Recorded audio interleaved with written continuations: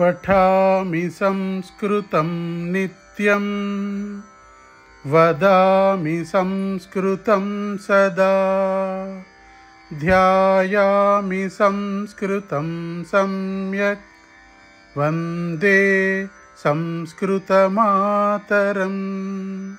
वन्दे संस्कृतमातरं वन्दे संस्कृतमातरम्।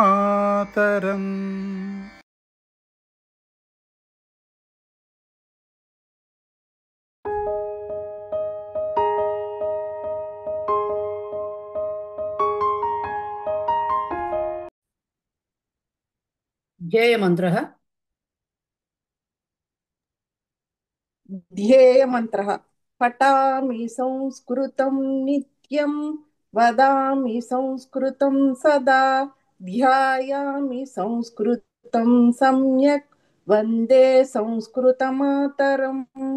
संस्कृतस्य प्रसाराय नैजं सर्वं ददाम्यहं संस्कृतस्य सदा भक्तो वन्दे संस्कृतमातरम्। संस्कृतस्य कृते जीवन् संस्कृतस्य कृते यजन् आत्मानमाहुतं मन्ये वन्दे संस्कृतमातरम् वन्दे संस्कृतमातरम्। अस्तु, धन्यवादाः।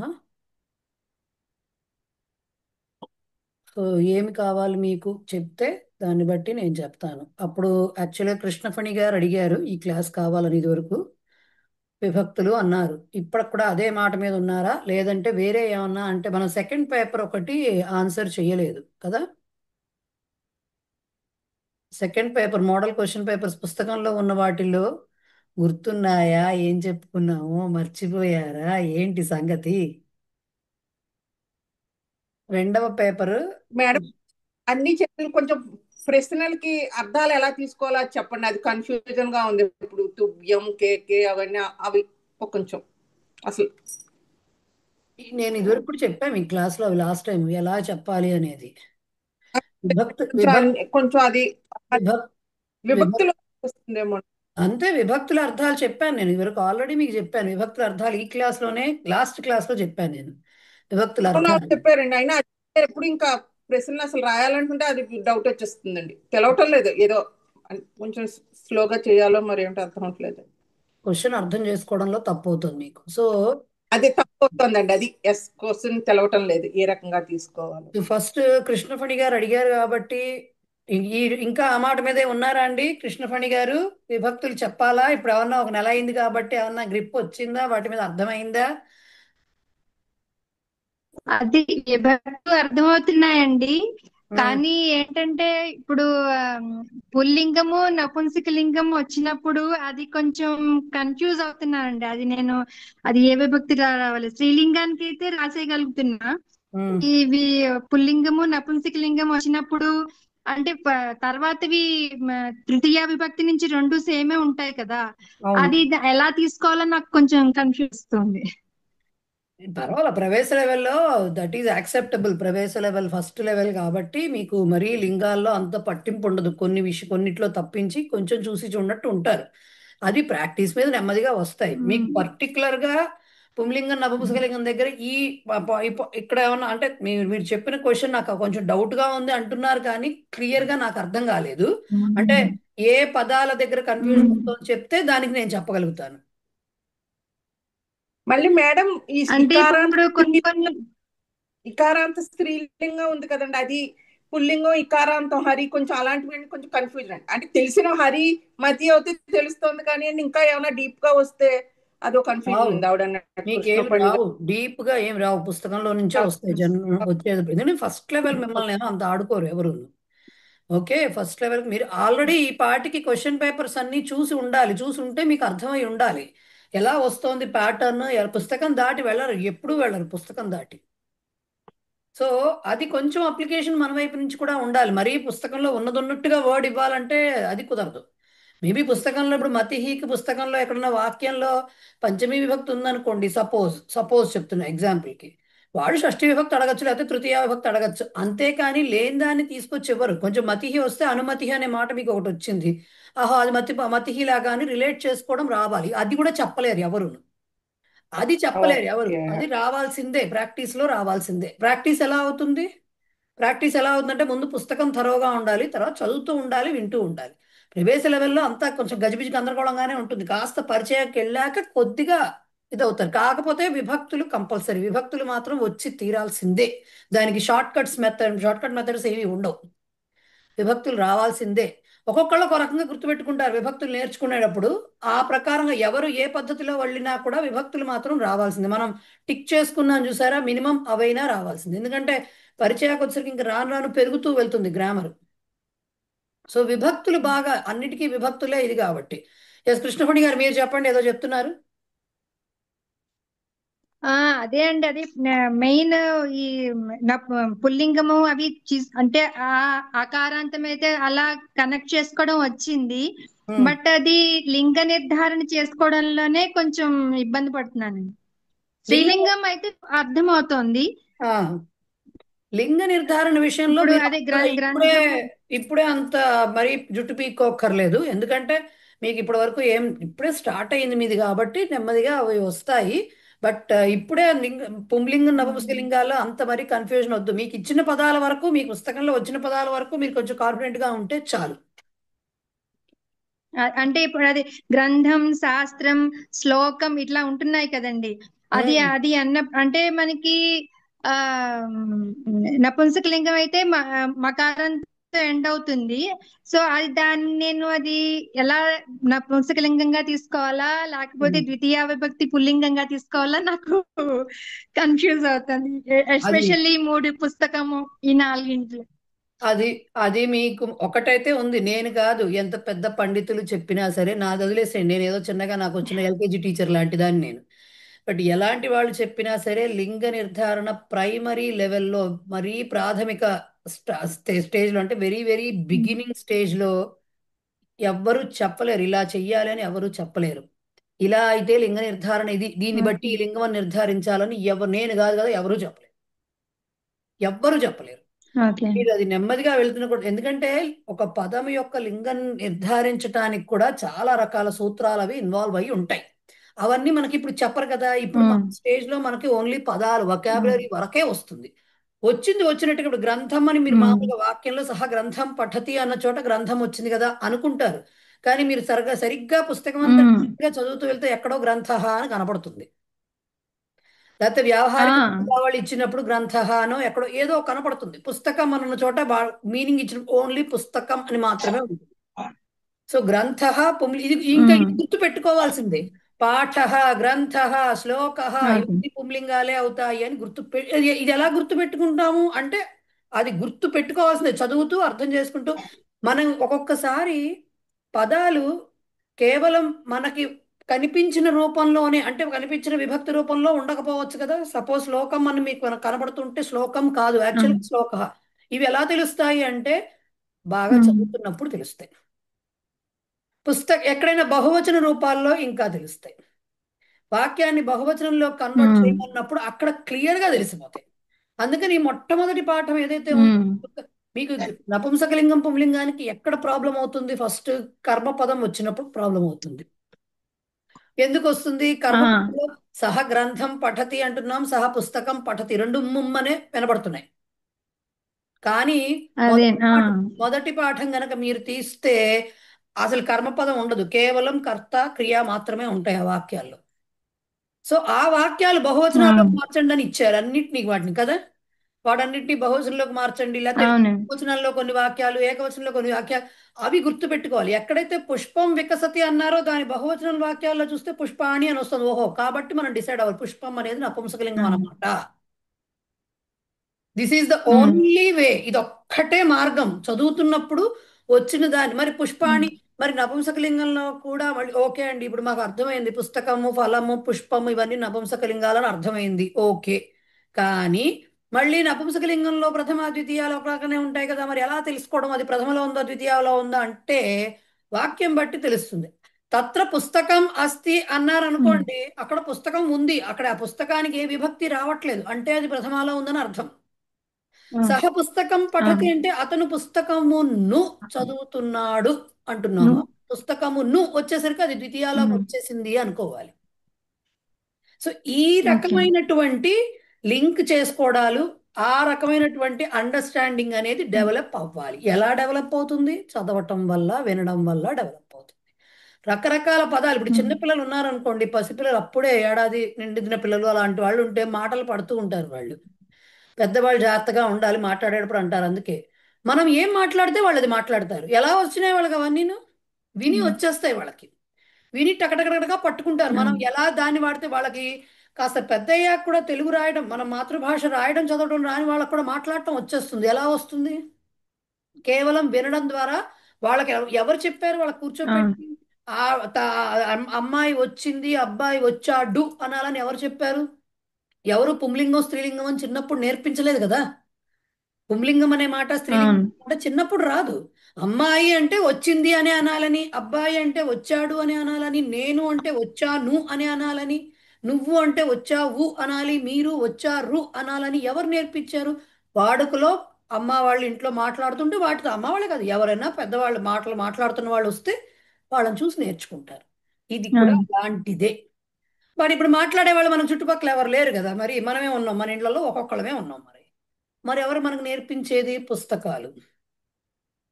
పుస్తకాలు వినడానికి చాలా రకాలటువంటి కథలు అలాంటివన్నీ కూడా వీడియోలు ఉన్నాయి, చాలా ఉన్నాయి. అవి వింటూ అంటే మనకి ఒక్కసారి వింటే మనకు అర్థం కాదు, ఎసెన్స్ అర్థం అవుతుంది.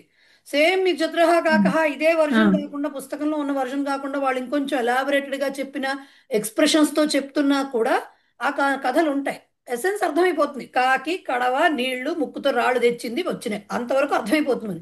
అప్పుడు పదాలు వింటూ ఉండాలి, ఎలా వాడుతున్నారు, ఎలా చదువు. మనకి ఇలా వచ్చింది కదా, ఓహో ఇలా ఇలా వాడారు అంటే ఇది పుంలింగంలో ఉందేమో, అందుకని ఇలా వచ్చిందేమో. ఇప్పుడు ఎక్కడైనా శ్లోకేనా అనే పదం కనపడింది అనుకోండి, శ్లోకేనా అనగానే ఏనా అని వినపడంగానే తృతీయ అని డిఫరెంట్ తెలిసిపోతుంది మీకు. శ్లోకేనా తృతీయ బాగానే ఉంది, అందులోనే అర్థమైపోతుంది, ఇమీడియట్ గా అర్థమవుతుంది. బట్ ఎక్కడో సహ శ్లోక అన్నారనుకో, అప్పుడు పట్టుకోవాలి, ఓహో శ్లోక అన్నారు కాబట్టి ఇది పుంలింగం అన్నమాట. ఇవి గుర్తుపెట్టుకోవాలి. అండ్ బాగా యూజ్ చేసి ఇప్పటికీ కూడా మే మరీ అష్టాధ్యాయి సూత్రాలు చదివేసుకుని చాలా బ్రహ్మాండంగా సిద్ధాంత కౌముదులు అన్ని పాఠాలు, సూత్ర పాఠాలు అన్ని చదువుకున్న వాళ్ళకి కొంచెం చాలా 95% వరకు వాళ్ళ లింగ నిర్ధారణ తక్కువని చేయగలరేమో, కానీ మిగతా వాళ్ళందరం చేయలేమండి. ఇంపాసిబుల్. ఇప్పటికి కూడా గబుక్కున కొత్త పదం ఏదైనా, అసలు ఎప్పుడు ఇంతవరకు వినని పదం ఏమన్నా వస్తే అది ఏ లింగమో తెలుసుకోవాలంటే డిక్షనరీలు ఆశ్రయించాల్సిందే, తప్పదు. తప్పదు అంతే. ఇప్పుడు నన్ను అడిగినా కూడా నేనేం చేస్తాను, నాకు తెలుస్తుంది. ఇప్పుడు ఇన్నాళ్ళ బట్టి చెప్తున్నాను, చదువుకుంటున్నాను కాబట్టి నేను నా అబ్జర్వేషన్ ప్రకారంగా నాకేదో వెంటనే ఇది అక్కడ చదివాం కాబట్టి ఇది పుంలింగమే అనేది వచ్చేస్తుంది. ఆహారం ఆహారం అనేస్తాం మనము. ఎక్కడో చదువుంటా ఆహారహ చదివా నేను ఎక్కడో. సో ఆహారహ పుంలింగం, ఇది ఆహారహ అంటే పుంలింగం అర్థం దీంట్లోనే వాడాలి అనే విషయం నాకు గుర్తుండిపోతుంది. అది నా పద్ధతి. అలా కాకుండా ఇక్కడ చదువుతున్నప్పుడు వింటున్నప్పుడు ఇవి లిస్ట్ అవుట్ అవుతాయి. సో ఇప్పుడు లేదు నాకేమీ తెలియదు, ఏదో సడన్ గా కొత్త పదం ఏదో వచ్చింది అనగానే నేను కూడా డిక్షనరీ చూడాల్సిందే, తప్పదు, దానికి వేరే దారి లేదు. సో మరీ లింగాల గురించి మరీ అంత కన్ఫ్యూజ్ అవ్వద్దు. ఇప్పుడు కొన్ని టర్మ్స్ వస్తాయి, కొన్ని పదాలు అన్ని నేర్చుకుంటారు కాబట్టి కొన్ని నెక్స్ట్ దీనికి వెళ్ళేసరికి ఏమవుతుంది, కొన్ని అర్థమైపోతుంది. ఇప్పుడు ఈ ప్రవేశ లెవెల్లో ఒక 10, 20 లేకపోతే 30 మీకు లింగాలు క్లియర్ గా తెలుసున్నాయి అనుకోండి, పరిచయానికి వచ్చేసరికి ఇంకో 20, 30 యాడ్ అవుతాయి. శిక్షాకు వచ్చేసరికి డైరెక్ట్ గా ఇంకో 50 యాడ్ అవ్వచ్చు. అది పెంచుకుంటూ పోవడమే, అంతకుమించి దారి లేదు.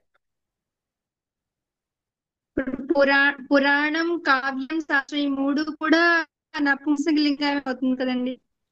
పురాణ అని కూడా ఒక మాట ఉన్నట్టుంది.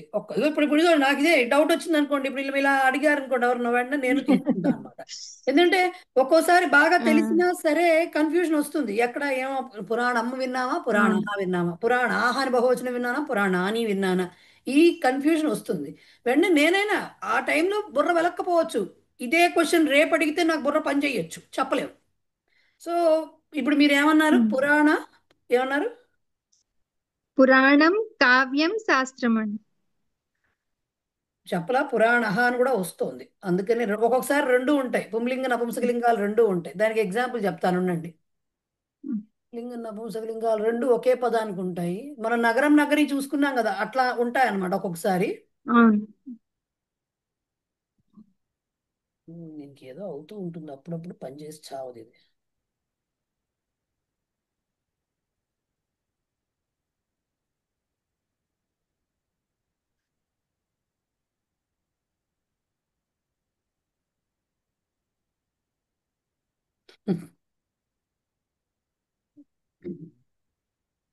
పురాణ ఉంది, పురాణం కూడా ఉంది. ఉమ్. తెలుసా? స్త్రీలింగం కూడా ఉంది దానికి.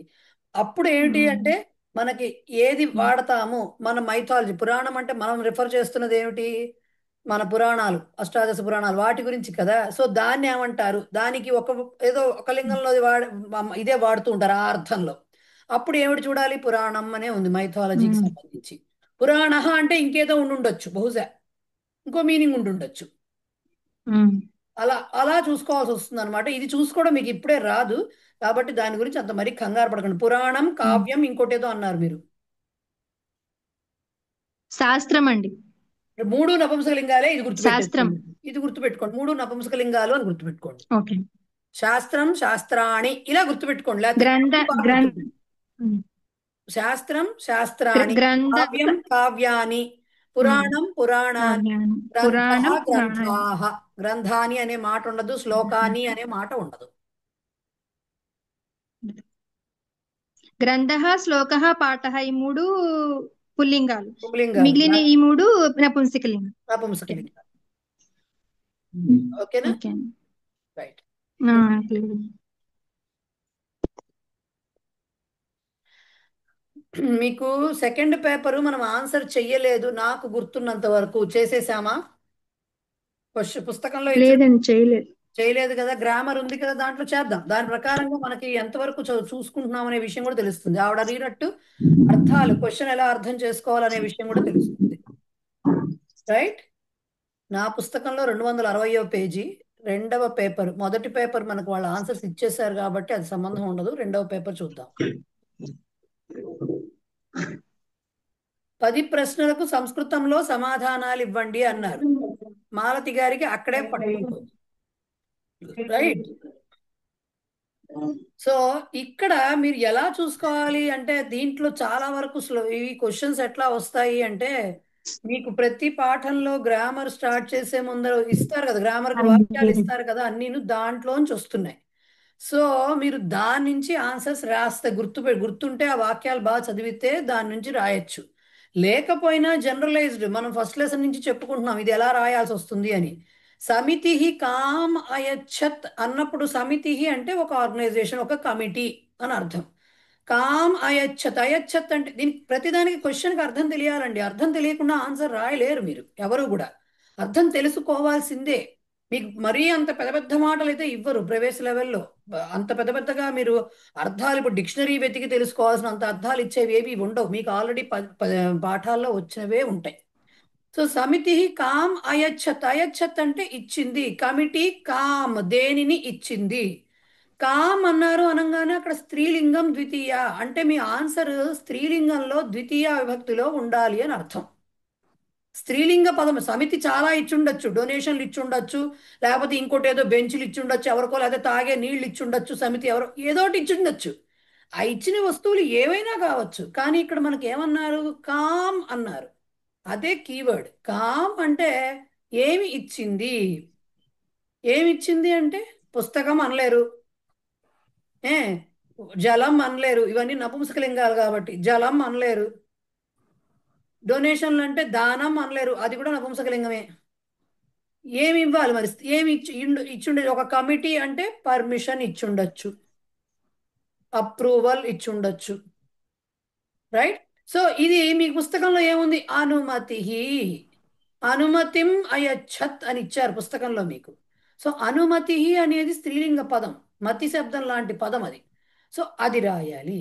ఇక్కడ ఏదో ఒక స్త్రీలింగ పదం రాయొచ్చు కదా అని చెప్పి కథాం అయచ్చత్ అనలేరు కదా. కమిటీ ఏమి ఇచ్చింది అంటే మీరు తీసుకెళ్లి కథని ఇచ్చింది అని చెప్పలేరు కదా, అది అసలు అసందర్భంగా ఉంటుంది. ఆన్సర్ దానికి తగదు ఆన్సర్ కదా. It is not the suitable answer for this question.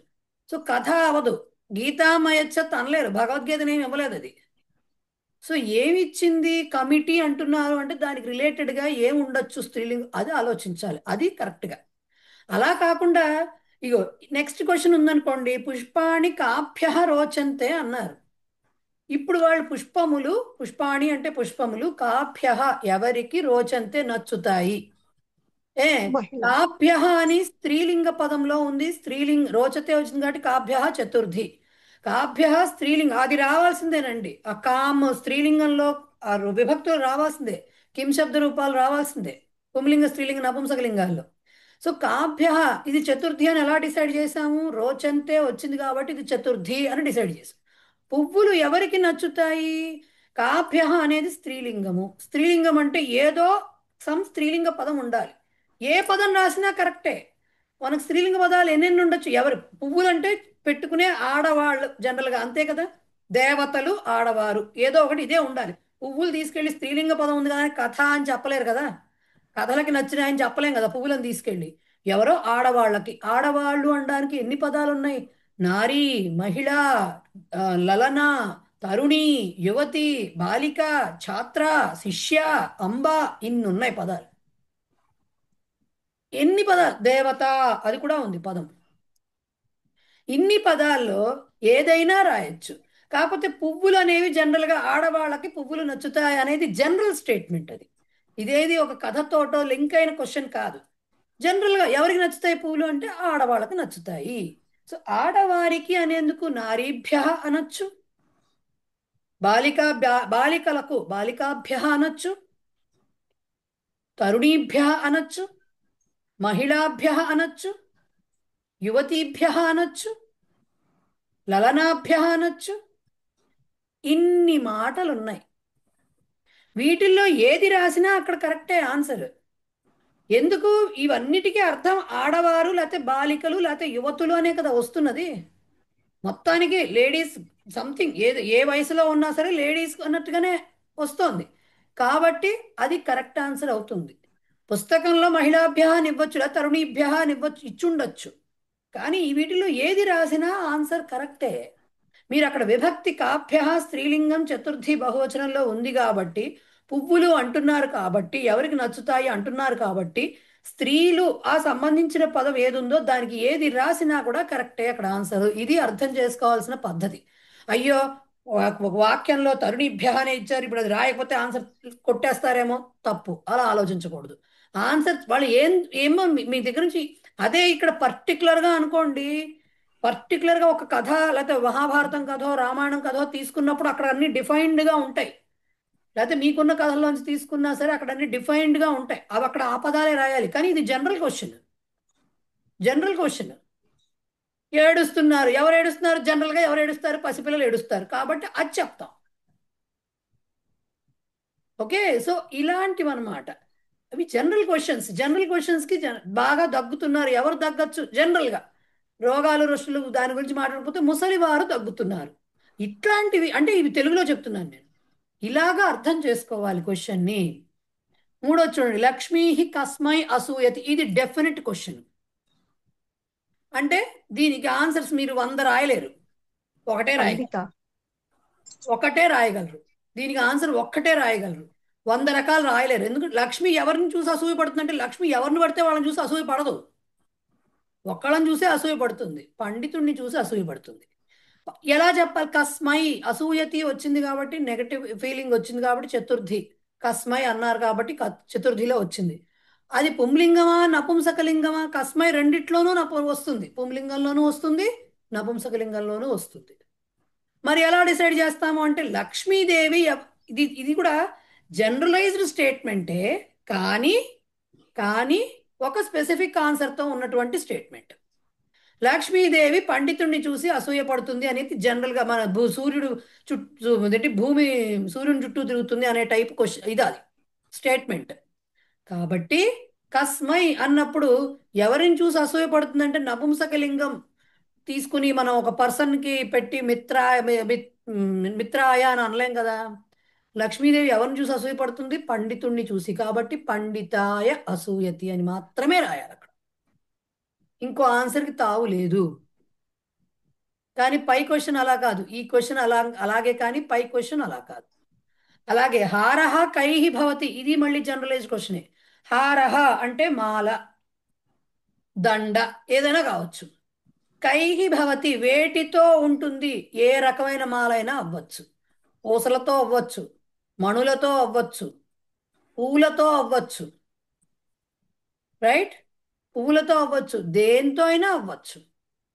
ఇప్పుడు కైహి అన్నారు. ఇక్కడ కైహి అనేది తృతీయ బహువచనం, పుంలింగం అవ్వచ్చు, నపుంసకలింగం అవ్వచ్చు. మీరు ఏదో ఒకటి తీసుకోవచ్చు. మణిహి తీసుకున్నారు అనుకోండి, హరిశబ్దం లాగా పుంలింగ శబ్దం అది, అప్పుడు మణిభిహి అని రాయాలి. లేదు పుష్పమాల అనుకున్నారు అనుకోండి, పూలదండ అనుకున్నారు అనుకోండి, పుష్పైహి, పుష్పం నపుంసకలింగం అయినప్పటికీ అప్పుడు కూడా పుష్పైహి అనే రాయాలి. మణిభిహి పుష్పైహి, దేంతో? ఆకుల మాల వేయమా? ఆంజనేయ స్వామికి ఆకుమాల వేస్తారా? ఆకుల మాల వేస్తారు కదా, పత్రైహి కూడా అనొచ్చు, తప్పేముంది? మాల దేంతో అయినా ఉండొచ్చు. మీకు పుస్తకంలో మణిభిహి ఇచ్చి ఉండొచ్చు. ఎందుకు మణిభి? మరి కైహి వచ్చింది కదా, మణిభిహి ఎట్లా రాస్తామంటే, కైహి అనేది పుంలింగంలోనూ నపుంసకలింగంలో కూడా అది అలాగే వస్తుంది, తృతీయ బహువచనం. కానీ మణిహికి మళ్ళీ మరి బహువచనం రావాలి, తృతీయ అంటే మణిభిహి రావాలి, మణైహి అని రాదు. కానీ పుష్పానికి మళ్ళీ పుష్పైహి వస్తుంది. ఇవి తెలియాలి విభక్తులు. నా వీడియో రావట్లేదేంటి? నేను కనపడుతున్నానా అండి? నాకు కనపడట్లేదు మీరు నా దాంట్లో కనపడట్లేదు మహోదయ. నాకు కూడా ఏం కనపడట్లేదు. కనపడటం లేదు మేడం, ఉండండి ఉండండి ఒక నిమిషం. మీ పిక్చర్ రావడం లేదు. పిక్చర్ రావడం కాదు, ఇక్కడ మొబ్బేసుకున్నట్టుంది. వెనకాల నుంచి చక్రాలు తిరిగినట్టు వెలుగు వస్తుంది. ఇప్పుడు నా మొహం కంటే ఎక్కువగా అంటారు కదా, జ్ఞాన బల్బు వెలిగినట్టు వెనకాల వస్తుంది ఇప్పుడు మొహం కంటే. మహోదయ So, మౌక్తికైహి అని కూడా అనొచ్చండి. అదే చెప్పబోతు నెక్స్ట్ కదే. మౌక్తికం అంటే ముత్యం, మౌక్తికైహి అనొచ్చు, రత్నైహి అనొచ్చు. రత్నం కూడా నపుంసకలింగం, మౌక్తికం నపుంసకలింగం. ఒక మణిహినే పుంలింగం, మిగతా నపుంసకలింగాలు వచ్చినాయి. మరి పుష్పం, మౌక్తికం, రత్నం, ప్రవాళం. ప్రవాళం అంటే పగడం, ఇది కూడా అవ్వచ్చుగా. ఏం పగడాలు దాంట్లో వేసుకోమండి మనం? ఏదైనా కావచ్చు. సో వాళ్ళు అడిగింది మీరు తృతీయ విభక్తి బహువచనంతో కరెక్ట్గా మాల ఎలా తయారవుతుందో తృతీయ విభక్తి బహువచన పదంతో యాప్ట్గా ఉండేట్టుగా రాస్తున్నారా లేదా అనే. కానీ వాళ్ళు ముత్యాల దండేశారా, వజ్రాల దండేశారా, పగడాల దండేశారా, ఇది కాదు మ్యాటర్ అయ్యేది అక్కడ. ఓకే, సో అలా రాసుకోవాలన్నమాట. నెక్స్ట్ త్వం కయా లిఖసి. ఇక్కడ ఏమన్నారు? నువ్వు దేంతో రాస్తున్నావు. మనం దేంతో రాయొచ్చు? ఆ రాయడానికి పాసిబిలిటీస్ ఏవే ఉంటాయి? పెన్నుతో రాయొచ్చు, పెన్సిల్తో రాయొచ్చు, కలర్ పెన్సిల్తో రాయొచ్చు, చాక్ పీస్తో రాయొచ్చు, చేత్తో రాయొచ్చు. అవునా? పుల్లతో రాయొచ్చు. సముద్రంలో కూర్చుని పుల్లలతో రాయమా? ఇసుకలో కూర్చున్నప్పుడు పుల్లలతో రాస్తాం కదా అక్షరాలు, పుల్లతో రాయొచ్చు. ఇన్ని ఉన్నాయి, ఇన్ని పాసిబిలిటీస్ ఉన్నాయి. రాయడం దేంతో రాస్తున్నాము? బొగ్గుతో రాయొచ్చు. ఓ స్త్రీ రేపు రాసేవాళ్ళం కాదండి చిన్నప్పుడు. మా చిన్నప్పుడు గోడ మీద రాసేవారు, దయ్యాలు వచ్చేస్తాయి ఏమిటో చెప్పి. బొగ్గుతో రాస్తారు కొంతమంది. అంటే ఏది రాయడానికి కనిపిస్తుందో, అక్షరం కనిపించేందుకు వీలుగా ఏదో ఉందో ముగ్గుతో రాస్తాం. ముగ్గుతో ముగ్గులు వేస్తున్నప్పుడు రాయడమే కదా అది. హ్యాపీ న్యూ ఇయర్ రాయట్లా? సో నువ్వు దేంతో రాస్తున్నావు అంటే ఇన్ని పాసిబిలిటీస్ ఉన్నాయి రాయటానికి. రైట్? ఇప్పుడు వీటికి కొన్నిటికైనా కనీసం సంస్కృత పదాలు మనకు తెలిసినవి ఉంటాయి కదా. పెన్నుతో లేఖని అనొచ్చు, పెన్సిల్తో అంకణి అంటే అది ఉండొచ్చు. లేదు చాక్ పీస్ అంటే సుధాఖండము, అది ఉండొచ్చు. సుధాఖండ పుంలింగ శబ్దం, సుధాఖండ పుంలింగ శబ్దం అది. అది ఉండొచ్చు. చేత్తో ఏది వద్దు, నేను చేత్తో రాస్తున్నా, ఉత్తిని వేలుతో రాస్తున్నాను, చేత్తో అనుకోండి. హస్త ఆర్ కరహ ఇది ఉండొచ్చు. ఇంతవరకు మనకు తెలిసిన పదాలు అనుకున్నాం ప్రస్తుతానికి. మిగతా వదిలేసేయండి, మరి పుల్లతోటి అవన్నీ వదిలేయండి, బొగ్గుతోటి పక్కన పెట్టేయండి. ఇంతవరకు పెట్టుకున్నాం. అంగుళి వేలితో రాస్తున్నా, ఇది కూడా వచ్చిందిగా మీకు. అంగుళిహి వచ్చింది కదా, ఈ పదం ఉంది. ఇప్పుడు వీటిల్లో మనం ఏది అందుకోవాలి మరి? హస్త కరహ ఏమో ఆమ్, హస్తహాకర పుల్లింగాలు పుంలింగాలు వస్తాయి. మీకు లేఖని అంకణి ఇవి స్త్రీలింగాలు వస్తాయి. సుధాఖండ కూడా పుంలింగమే వస్తుంది. స్త్రీలింగం వస్తుంది. మరి ఏది రాయాలి? ఇక్కడ వాళ్ళు స్త్రీలింగం ఏమన్నారు? వస్తుంది. కయా లిఖసి అంటున్నారు, కేన లిఖసి అంటల్లా. సో ఫస్ట్ ఫిల్టర్ అయిపోయింది. కేన అంటేనే ఏదర్ నపుంసకలింగం ఆర్ పుంలింగం రావాలి. సో హస్తః కరహ ఆర్ సుధాఖండ రూల్ అవుట్ అయిపోయింది అక్కడ. అవి వాటితో పెట్ట కయా ఉంది. ఇప్పుడు మనకున్న ఆప్షన్స్ ఇంకా రెండు వచ్చినాయి. పోనీ మూడోది వదిలేసేయండి. రెండు బాగా మీకు అలవాటైనవి, లేఖని అంకణి. ఏదో ఒకటి రాయండి. లేఖని అంకణ్య లిఖసి ఆర్ ఇక్కడ త్వయా త్వం అన్నారు కాబట్టి ఆన్సర్ ఎలా రావాలి? అహం అని రావాలి. ఇప్పుడు నువ్వు దేంతో రాస్తున్నావు అంటే మళ్ళీ ఆన్సర్ నువ్వు దీంతో రాస్తున్నావు అని చెప్పం కదా, నేను దీంతో రాస్తున్నాను అని చెప్పాలి. సో ఆన్సర్ రాయటం ఎలా రాయాలి? అహం. ఇప్పుడు వచ్చింది స్త్రీలింగ పదాలు రెండు మనకి, లేఖని అంకణి. ఏదో ఒకటి తీసుకోండి, ఏది రాసినా కరెక్టే. అంకణ్య అనండి, లేఖన్య అనండి, ఏదైతే కయా అన్నారు ఏదో ఒకటి రావచ్చు దాంట్లో. బట్ సుధాఖండేన హస్తేన కరేణ అనకూడదు. ఎందుకు? కయా అన్నారు కాబట్టి అలా అనకూడదు. అవడానికి కేనాకి కయాకి తెలుగులో అర్థం ఒకటే, దేనితో అనేదే. కానీ కయా రిఫర్స్ టు స్త్రీలింగ పదం, కేన రిఫర్స్ టు పుంలింగం ఆర్ నపుంసకలింగ పదం. ఇది గుర్తు, అక్కడ ఫిల్టరేషన్ జరుగుతుంది. ఓకే, సో ఇక్కడ ఏం రాయాలి ఆన్సర్? అహం లేఖన్యా ఆర్ లేఖన్యా అంకణ్యా లిఖామి అని పుల్లింగ వస్తుంది. లిఖసి అని ఇచ్చారు, అంగుళ్య లిఖామి అని కూడా రాయిస్తుంది. రాయొచ్చు. అంగుళ్య లిఖామి రావాలి. ఇక్కడ అహం చెప్పాం కాబట్టి లిఖామి రావాలి. లిఖామి ఓకే, ఇది అర్థం చేసుకోవాల్సిన పద్ధతి. ఇదిగో ఇదిగో చూడండి. తరుణ్య తస్యాహ నందంతి అన్న అస్య అంటే అర్థం ఏంటి? తరుణ్య యువతులు, కస్యాహ దేని దేని వలన నందంతి సంతోషిస్తున్నారు. ఇప్పుడు యువతులు సంతోషపడుతుంది. సంతోషించడానికి 100 కారణాలు ఉండొచ్చు. పువ్వుల వల్ల సంతోషించవచ్చు, గిఫ్ట్లు బహుమతుల వల్ల సంతోషించవచ్చు. రైట్? బహుమతి అంటే మన సంస్కృతంలో అది వేరే అర్థం వస్తుంది. ఉపాయనం అంటారు. ప్రజెంట్ అంటే మనం ఏదైనా గిఫ్ట్ బహుమతి ఇవ్వడాన్ని గిఫ్ట్ని ఉపాయనం అంటారు. ఇంకా మీకు ఆ మాట రాలేదు. సో ఆ మాట వరుసగా చెప్తున్నా. పువ్వుల వల్ల సంతోషించవచ్చు, చీరల వల్ల సంతోషించవచ్చు. మనకి ఏది ఇస్తే సంతోషం కలగదు చెప్పండి? గిఫ్ట్లు ఇచ్చే దాని వల్ల సంతోషించవచ్చు, పిల్లల వల్ల సంతోషించవచ్చు. ఇన్ని రకాలు ఉన్నాయి. కానీ కస్యాహ అనేది మనకింకా వెన్నెల వల్ల సంతోషం, మంచి ఆహ్లాదకరమైన వాతావరణం వల్ల కూడా సంతోషించవచ్చు. అది ఎవడైనా సంతోషించవచ్చు. తరుణ్య అన్నారు కాబట్టి ఇక్కడ వెన్నెల వల్ల సంతోషించవచ్చు. ఇన్ని ఆప్షన్స్ ఉన్నాయి. అంటే శాటిక అనేది ఉండొచ్చు, చీర.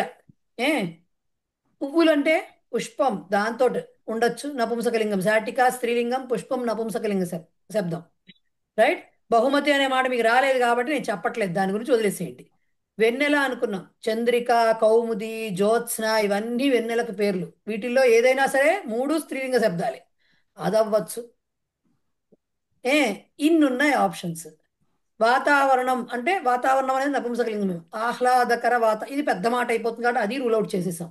ఇప్పుడున్న ఈ ఆప్షన్స్లో ఇప్పుడు చీర వలన కస్యాహ అనేది ఏమవుతుంది? పంచమి ఏకవచనం అవుతుంది.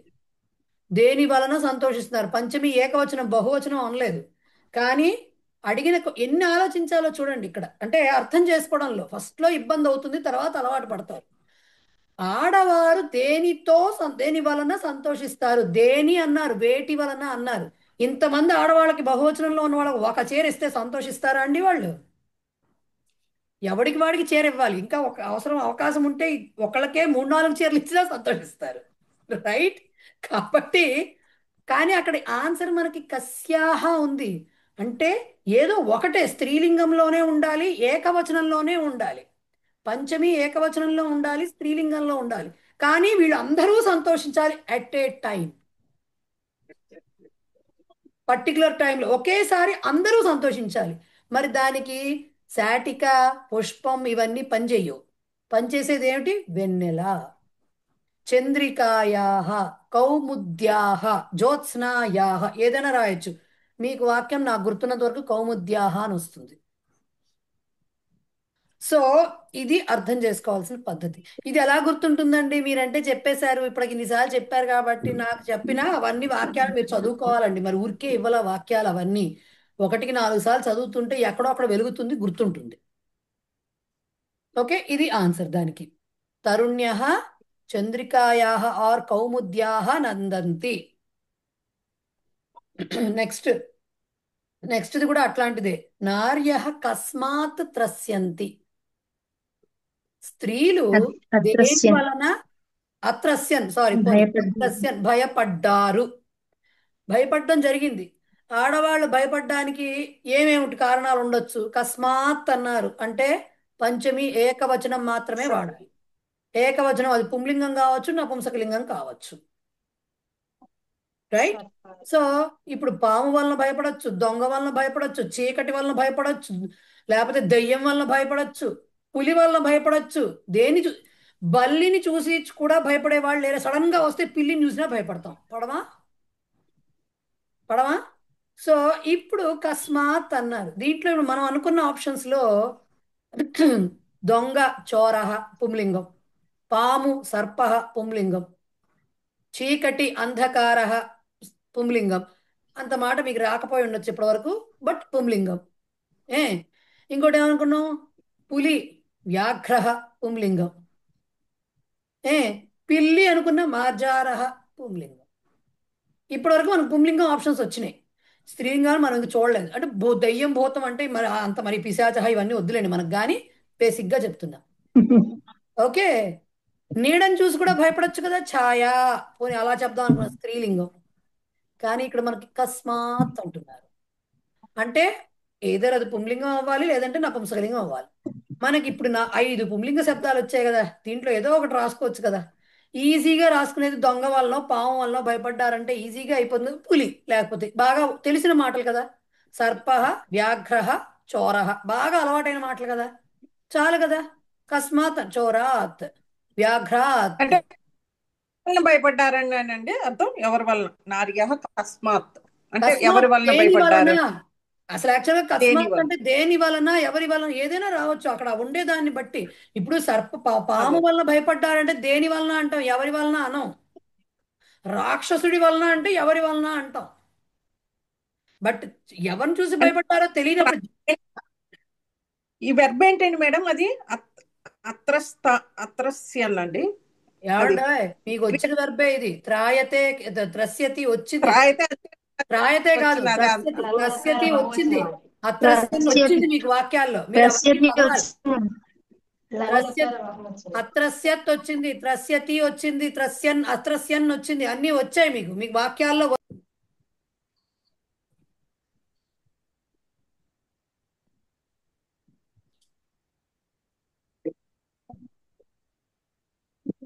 సో మీకు ఆల్రెడీ త్రస్యతి,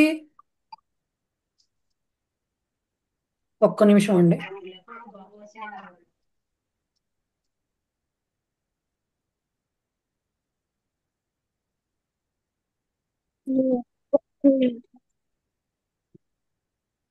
త్రస్యతి అత్రస్యన్ ఇవన్నీ మనం ఆల్రెడీ చెప్పుకున్నాం వాక్యాల్లో, పంచమే విభక్తిలో చెప్పుకున్నాం కూడాను.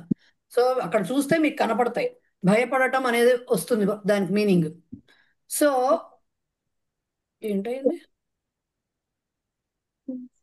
ఓకే, సో ఇప్పుడు నార్య కస్మాత్ త్రస్యంతిలో కస్మాత్ అనేది ఏకవచనంలో ఉంది కాబట్టి మనకు వచ్చిన మూడిట్లో ఏదో ఒకటి పుంలింగంలోనో నపుంసకలింగంలోనో చెప్పాలి కస్మాత్ అంటే. సో సర్పాత్, చోరాత్ ఆర్ వ్యాఘ్రాత్, ఏది రాసినా కరెక్టే. ఓకే, నెక్స్ట్ కస్యాహ జలం శీతలం. దేని యొక్క నీరు చల్లగా ఉంటుంది, శీతలం చల్లగా ఉంటుంది. అడిగితే ఇప్పుడు కస్యాహ అనేది స్త్రీలింగంలో ఉంది, దేని యొక్క షష్ఠిలో ఉంది అది. ఇప్పుడు స్త్రీలింగ పదం వెతుక్కోవాలి. అడిగిన క్వశ్చన్ ఏంటి? నీరు చల్లగా ఉండడం దేంట్లో ఉంటుంది? మనకు తెలిసి కుండలో ఉండొచ్చు. ఒక బిందె కుండ రెండు ఒకటే అనుకోండి, కుండలో ఉండొచ్చు, బాటిల్లో ఉండొచ్చు, బావిలో ఉండొచ్చు, నదిలో ఉండొచ్చు. ఈ 4 కదా మనకి. గ్లాసులో కూడా ఉండొచ్చు, గ్లాసులో కూడా ఉండొచ్చు. సో ఈ 5 ఆప్షన్స్ వచ్చాయి. వీటికి మనం ఏంటి ఏమంటారు సంస్కృతంలో? కుండలో ఘటః పుంలింగ శబ్దం, గ్లాస్ చషకః పుంలింగ శబ్దం. చషకః మీకు వచ్చి ఉంటుంది, మీకు వ్యావహారిక శబ్దాల్లో వస్తుంది, అది పుంలింగ శబ్దం. నెక్స్ట్ ఇంకోటి ఏమనుకున్నాము? బావి, కూపః పుంలింగ శబ్దం.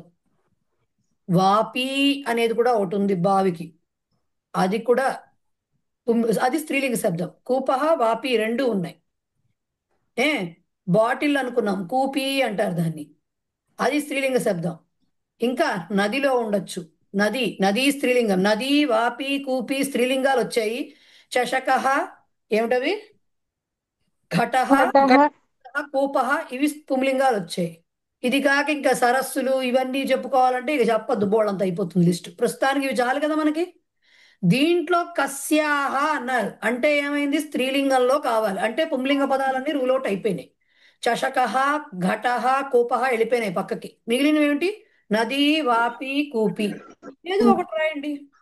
నదిలో నీరు చల్లగా ఉంది, బావిలో నీరు చల్లగా ఉంది, రాయండి ఏదో ఒకటి. కూప్యాహ, అదే వాప్యాహ ఆర్ నద్యాహ.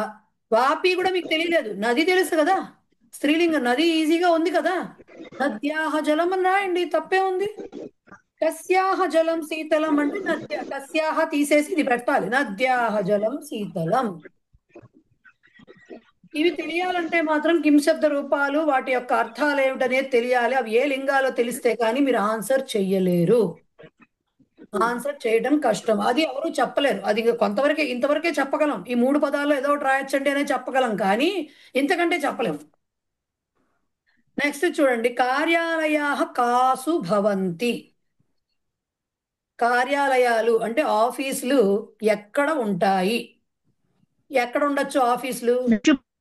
ఎక్కడ? నగరాల్లో ఉండొచ్చు, గ్రామాల్లో ఉండొచ్చు, భవనాల్లో ఉండొచ్చు. పెద్ద పెద్ద బిల్డింగ్లో ఉంటాయి కదండి ఆఫీసులు, భవనాల్లో ఉండొచ్చు. ఈ మూడు ఆప్షన్స్ పెట్టుకుందాం. నగరాలు, గ్రామాలు, భవనాలు అనుకుందాం. గ్రామాల్లో కూడా చిన్న చిన్న ఆఫీసులు ఉంటాయి, పెద్ద పెద్ద ఆఫీసులు అన్ని నగరాల్లోనే కదా ఉండేది. మనకు తెలిసినవి ఏమిటి పదాలు మరి? నగరం, ఓకే, నపుంసకలింగం. గ్రామ గారు మీ వైపు నుంచి డిస్టర్బెన్స్ వస్తుంది, మ్యూట్ చేసుకోరు, నేను మ్యూట్ చేయలేకపోతున్నా మిమ్మల్ని. రైట్. సో నగరం ఉంది, గ్రామ పుంలింగం ఉంది, భవనం నపుంసకలింగం ఉంది. మళ్ళీ భవనాల్లో ఉన్నాయి అని చెప్పాలంటే. కానీ వీళ్ళు అడుగుతుంది కాసు అన్నారు. కాసు అంటే అది స్త్రీలింగం, వేటిలో, స్త్రీలింగంలో చెప్పాలి అది. కాసు అంతే కదా. కస్యామ కయోహ కాసు, సప్తమి విభక్తి బహువచనంలో ఉంది, స్త్రీలింగంలో అది. మరి ఇప్పుడు మనకు వచ్చినవన్నీ నగరం నపుంసకలింగం, భవనం నపుంసకలింగం, గ్రామ పుంలింగం. మరి ఈ స్త్రీలింగం ఎక్కడుంది అంటే అప్పుడు తట్టాలి. నగరంకి ఇంకొక స్త్రీలింగ పదం ఉంది, నగరీ అని. సో నగరీషు అని రాయాలి. కిం శబ్దం స్త్రీలింగంలో సప్తమి బహువచనం కాసుయే ఉంటుంది, కానీ నగరీకి నగరీషు అని వస్తుంది, సు రాదు. సో నగరీషు అనేదే ఆన్సర్ అవుతుంది దానికి. అలా కాకుండా కేషు అన్నారనుకోండి, మీరు భవనేషు అని చెప్పచ్చు, నగరేషు అని చెప్పచ్చు, ఏదైనా చెప్పచ్చు.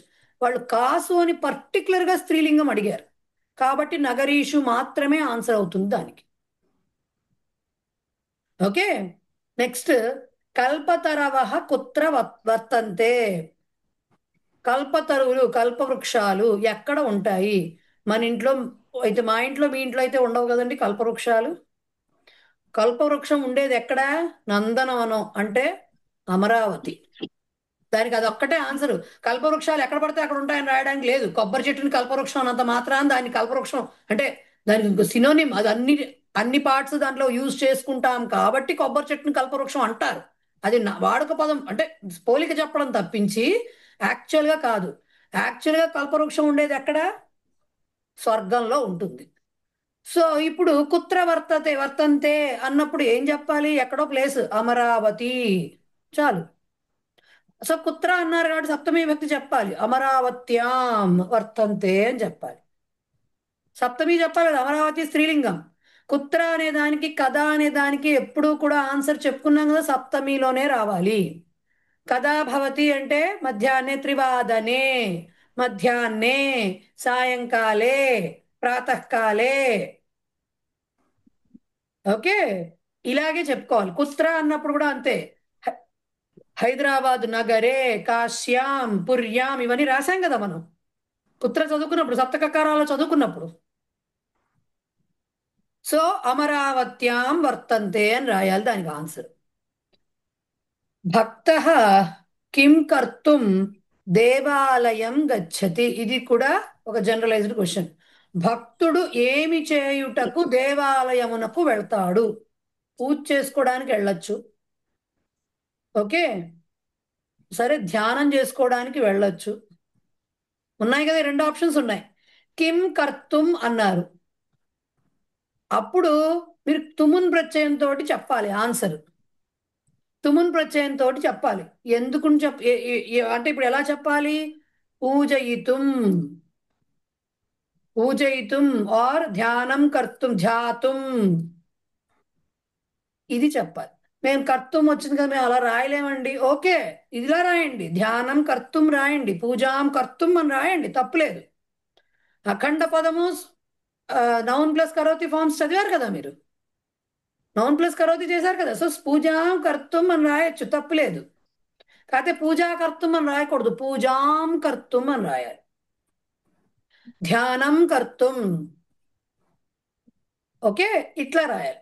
పూజయితుం, పూజకి పూజయతికి ఏమొస్తుంది? పూజయితి వచ్చింది కదా మీకు వెర్బ్, పూజయితుం రాయాలి యాక్చువల్ ఆన్సర్ అయితే. ధ్యాతుం ఇది రాయాలి యాక్చువల్ ఆన్సర్. ఓకే, సో అది దాని ఆన్సర్. నెక్స్ట్, చోరః కిం కృత్వా ధావితవాన్. దొంగ ఏం చేసి పారిపోతాడు? దొంగిలించి పారిపోతాడు, అంతేనా? దొంగతనం చేసి పారిపోతాడు. కిం కృత్వా, కృత్వా అన్నారంటే త్వా ప్రత్యయంతో ఆన్సర్ చెప్పాలి. దొంగ ఏం చేస్తాడు? దొంగిలించి, చోరయిత్వా అని రాయొచ్చు, అపహృత్య అని కూడా రాయొచ్చు. త్వా రాసేటైతే చోరయిత్వా రాయాలి. రెండిటికి కూడా క్వశ్చన్ ఏమండి, మరి కృత్వా అన్నారు కదా, త్వాతో చెప్పాలి కదా. ఉపసర్గతో ఉన్నప్పుడు, అక్కడ ఉపసర్గ లేదు కాబట్టి కృత్వా అనే ఇచ్చారు అంతే. ఉపసర్గతో ఉన్న క్వశ్చన్ అదే, కిం కృత్వా అనే వస్తుంది. ఉపసర్గతో ఉండే చెప్పాల్సి వచ్చినా కిం కృత్వా అనే వస్తుంది. ఓకే, కాబట్టి చోరయిత్వా రాయొచ్చు, లేదా సందర్భం ఒకటే, ఉపసర్గతో వస్తుంది, అపహృత్య అని కూడా రాయొచ్చు. రెండు కరెక్టే. అంతకుమించి వేరే దారి లేదు. ఎందుకంటే ఇంకేం చేసి పారిపోలేడు వాడు, దొంగతనం చేస్తాడు కాబట్టి పారిపోతాడు. సో చోరయిత్వా ఏమిటది? ధావితవాన్ ఆర్ చోరః అపహృత్య ధావితవాన్. ఏం అపహరించాడు, ఏం దొంగి, ఇవన్నీ పక్కన విషయాలు, మనకు అనవసరం. కిం కృత్వా అన్నారు, మనం చోరయిత్వా ఆర్ అపహృత్య రాసాం, అంతవరకే మనకు కావాల్సింది. రైట్, ఇప్పుడు కొద్దిగా ఒక ఐడియా వచ్చిందా? ఎలా చూసుకోవాలి క్వశ్చన్స్, ఎలా రాసుకోవాలని తెలిసిందా? ఇవన్నీ మనం ఫస్ట్ క్లాస్ నుంచి చేస్తూనే ఉన్నాం, ఫస్ట్ లెసన్ నుంచి. మళ్ళీ మళ్ళీ వినండి వీడియోలు, అప్పుడు మళ్ళీ మళ్ళీ అర్థమవుతుంది. వీడియోస్ ఉన్నాయి కదా చేతిలో, వీడియోస్ ఉన్నాయి, మళ్ళీ మళ్ళీ వినండి. ఎన్నున్నాయి? గట్టిగా 20 వీడియోస్ కూడా లేవు. రోజుకొక్కటి వింటున్నా సరే మీకు 20 రోజుల్లో అవుతాయి. మళ్ళీ వినండి, మళ్ళీ వినండి. ఇప్పుడు మీ చేతిలో ఉంటుంది, ఫార్వర్డ్ చేసుకుంటూ వినొచ్చు, అక్కర్లేని చోట, మనం ఎక్కడైనా మాట్లాడుతున్న చోట వినండి. వింటూ ఉంటే అప్పుడు ఒక్కొక్క లెసన్ కి చెప్తాం కాబట్టి పర్టికులర్ టాపిక్ మీద ఇంకా డీటెయిల్డ్ గా ఉంటుంది అది. ఓకేనా? సో అది క్వశ్చన్స్. నెక్స్ట్, సుభాషితాల తాత్పర్యాన్ని తెలుగులో రాయమన్నారు. ఇది కష్టమైన విషయమేం కాదు. 2 సుభాషితాలు, ఒక్కొక్క సుభాషితం వస్తుంది, 10 సుభాషితాలు తిప్పి తిప్పి కొడితే ఎక్కడ ఎలా ఇచ్చినా ఆ 10లోంచే ఇవ్వాలి, బయట నుంచి ఇవ్వరు. కాబట్టి దాంట్లో తెలుగులో రాయాలి. 2 ప్రశ్నలకి తెలుగులో సమాధానం రాయమన్నారు. ఇవేమిటవి? ప్రహేళికలు. ప్రహేళికలు కూడా ఉన్నవి, లెసన్కి ఒకటి చొప్పున 10 ప్రహేళికలు, 10లో ఏదో ఒకటి ఇవ్వాలి, బయటికి వెళ్ళరు. సో రాసి తెలుగులో సమాధానం అంటే తాత్పర్యము రాయాలి, ఆన్సరు ఇవ్వాలి. చెప్పాను కదా ప్రహేళిక ఎలా రాయాలో చెప్పాను నేను, అన్నీ చెప్పాలి. తర్వాత 2 ప్రశ్నలకి తెలుగులో సమాధానం రాయమన్నారు. ఇవి మీకు మన ఏమంటారు, వ్యవహారిక కాదు, సంస్కృత వాంగ్మయ పరిచయం దాంట్లోంచి వస్తాయి. సో కావ్యేషు త్రయ ప్రకారాః కే అంటే అర్థం ఏంటి? కావ్యంలో 3 రకాలు ఏమిటి? కావ్యాల్లో 3 రకాల కావ్యాలు ఉన్నాయి ఏమిటి అంటే ఏంటి? తెలుగులో రాయాలి మీరు. ఈ పాటి చదువు ఉండాలి కదా నాకు తెలిసి. ఏమేంటి ఉన్నాయి చెప్పండి. పద్యకావ్యం, గద్యకావ్యం, చంపూకావ్యం. చంపూ కావ్యం. అంతే. ఇప్పుడు మీరు ఆన్సర్ కావ్యములు 3 రకాలు, అవి పద్య కావ్యము అని రాసి ఎగ్జాంపుల్, గద్య కావ్యానికి ఒక ఎగ్జాంపుల్ చాలు, ఒక ఎగ్జాంపుల్. చంపూ కావ్యం అంటే వివరణ ఇవ్వండి. చంపూ కావ్యం అంటే పద్య గద్య మిశ్రితం కదా. చంపు అంటే రెండు కలిసి ఉండేది. చంపూ కావ్యం అని బ్రాకెట్ లో పద్య గద్య మిశ్రితం అని రాసి దానికి ఒక ఎగ్జాంపుల్ ఇవ్వండి. ఎందుకంటే నాకు తెలిసి ఈ క్వశ్చన్స్ 2 మార్క్స్ కి, తెలుగు పుస్తకంలో మార్క్స్ పడలేదు. 2 ప్రశ్నలకు కదా, 2 మార్కులు, 2 మార్కులు. మీరు ఓన్లీ పేర్లు రాస్తే ఎగ్జాంపుల్ కూడా ఇవ్వాలి. వాళ్ళు 3 రకాలని వాళ్లే చెప్పేశారు. కాబట్టి 3 రకాలు ఏమిటో, పద్య కావ్యము ఒక ఎగ్జాంపుల్ ఇవ్వండి, గద్య కావ్యము ఒక ఎగ్జాంపుల్ ఇవ్వండి. చంపూ కావ్యము అనగా పద్య కావ్య గద్య కావ్య మేళనము మిశ్రితము ఏదో ఒకటి రాయండి, మిశ్రమము ఏదో ఒకటి పదం రాయండి. తెలుగులోనే కదా రాసేది, సంస్కృతం అక్కర్లేదు కదా. రాసి దానికి ఒక ఎగ్జాంపుల్ ఇవ్వండి, అప్పుడు 2 మార్కులు పడతాయి. నెక్స్ట్ యజుర్వేదస్య భాగౌ కౌ, ఏంటవి? శుక్ల యజుర్వేదం, శుక్ల యజుర్వేదము, కృష్ణ యజుర్వేదం. అంతే ఉన్నవి. భాగౌ కౌ రెండే వాళ్లే చెప్పారు, ద్వివచనంలో చెప్పారు. కాబట్టి ఏం రాయాలి? యజుర్వేదము యొక్క భాగములు 2 భాగములు అని పెట్టి కృష్ణ యజుర్వేదము, శుక్ల యజుర్వేదం, అయిపోయింది ఆన్సర్. అలాగే వేదాంత శాస్త్రస్య అపరం నామ కిం? ఉత్తర మీమాంస శాస్త్రం. అది. సో వేదాంత శాస్త్రం యొక్క అపరం నామ అంటే వేరొక పేరు ఏమిటి? వేరొక పేరు ఉత్తర మీమాంసా శాస్త్రము అని రాస్తే అయిపోయింది ఆన్సర్. పై దానికైతే మీకు ఎగ్జాంపుల్స్ ఇవ్వడానికి అవకాశం ఉంది, 3 రకాల కావ్యాలకి, మిగతా వాటికి లేదు ఛాన్స్. కాబట్టి అంతే రాస్తారు. న్యాయ మార్గే గమనేన కిం భవతి, ఈ క్వశ్చన్ ఎక్కడి నుంచి వచ్చింది? తిర్యంచోపి యాంతి సహాయతాం వచ్చిందే, అక్కడి నుంచి వచ్చింది. ఓకే. సో ఇప్పుడు న్యాయ మార్గేన గమనేన, న్యాయ మార్గంలో వెళ్ళటం వల్ల ఏమవుతుంది? జంతువులు పక్షులు కూడా సహాయం చేస్తాయి. ఆన్సర్. న్యాయ మార్గంలో వెళ్ళుట వలన జంతువులు పక్షులు కూడా సహాయం చేస్తాయి. ఇంతే.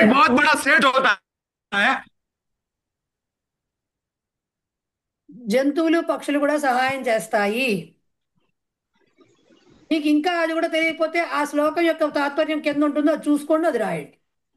ఇంకో వాక్యం రాసినా తప్పులేదు కదా.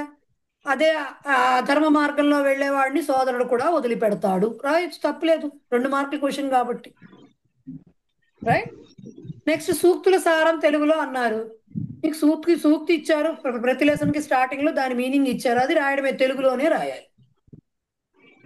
నెక్స్ట్ పదాలకు అర్థం రాయమన్నారు.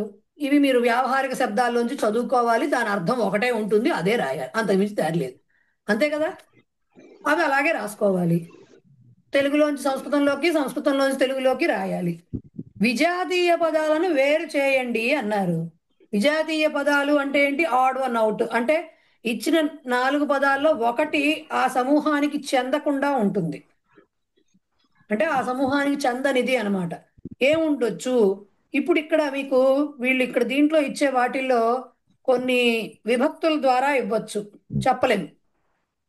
పితుః కస్య హతేః, హరేః రామస్య. యాక్చువల్గా ఉండండి, దీంట్లో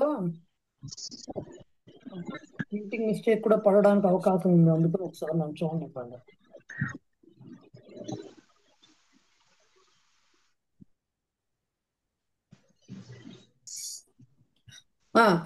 పితుః కస్య హరేః రామస్య.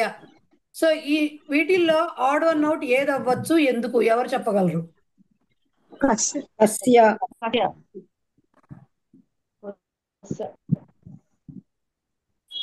ఎందుకు కస్య బానే ఉంది?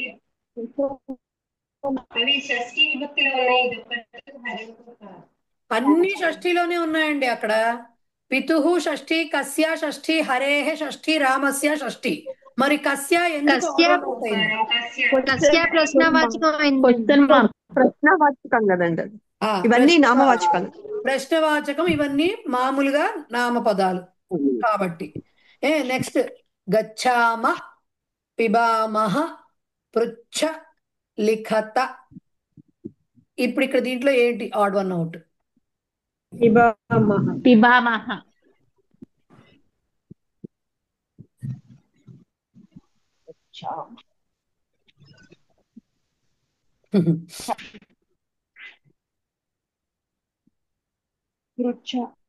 దీనికి ఒక రకంగా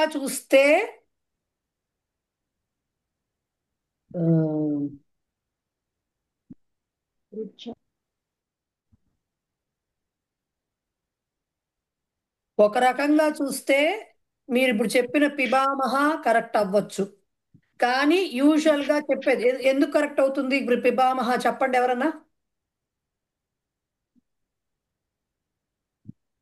పిబామహ లోట్లో ఉన్నాయండి. పిబామహ వర్తమాన కాలంలో కదా, పిబామహ వర్తమాన కాలంలో ఉంది. దీనికి రెండు ఆప్షన్స్ ఇవ్వచ్చండి. ఒకటి పిబామహ లట్లో ఉంది, మిగతావి లోట్లో ఉన్నాయి.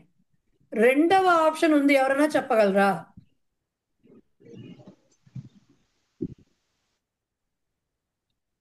పృచ్ఛ ఉంది రెండవ ఆప్షన్. ఎందుకు? పృచ్ఛ ఏకవచనం ఉంది, మిగతా మూడు బహువచనంలో ఉన్నాయి. సో జనరల్ ఇలాంటి క్వశ్చన్స్ వస్తే కీ ఇచ్చేటప్పుడు జనరల్ గా ఏం చేస్తారట అంటే రెండు ఆన్సర్స్ ఇస్తారట. సో ఏది రాసినా కరెక్ట్ అయ్యేట్టుగా ఆలోచన విధానము అంతే. మీకు లట్లు లోట్లు తట్టాయి, నేను ఇది కూడా చెప్పాను, ఇలా కూడా ఆలోచించండి. అంటే డిఫరెంట్ ఆప్షన్స్, ఒక్కొక్కసారి అలా లేదనుకోండి ఈ యాంగిల్లో కూడా ఆలోచించాలి అప్పుడు, రైట్? సో నెక్స్ట్ యతతాం త్రాయస్వ మోదతాం వర్ధతాం. అసలు దీంట్లో అసలు క్వశ్చనే లేదు దీంట్లో అడగడానికి. క్లియర్ కట్ గా త్రాయస్వ అది, రైట్? నెక్స్ట్ వేళ్ళని శూర్పహ. ఒక్క నిమిషం అండి.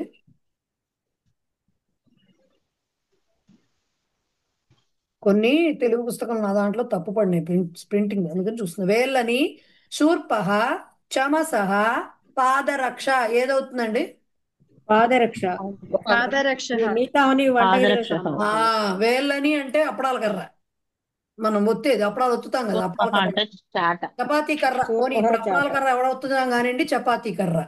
శూర్పహ చాట, చమసహ చెంచా, స్పూన్. కాబట్టి పాదరక్ష చెప్పు దానికి సంబంధించింది. నెక్స్ట్ రమే మతే హరే గృహే. ఏదవుతుంది? గృహే.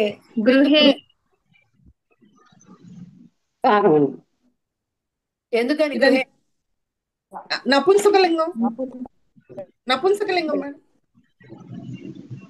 దానికి ఆన్సర్ నపుంసకలింగం కాదండి. గృహే సప్తమి విభక్తిలో ఉంది, మిగతావన్నీ సంబోధన.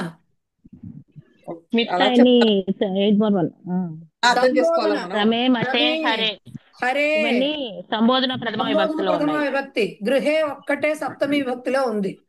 అది దానికి ఆన్సర్. నపుంసకలింగంతో సంబంధం లేదు దానికి. నెక్స్ట్ భూతకాలంలోకి మార్చాలట.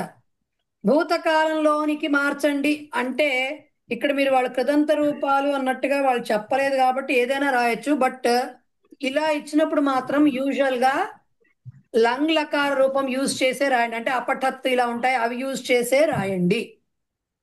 ఓకే. ఛాత్ర గ్రంథాన్ పఠతి.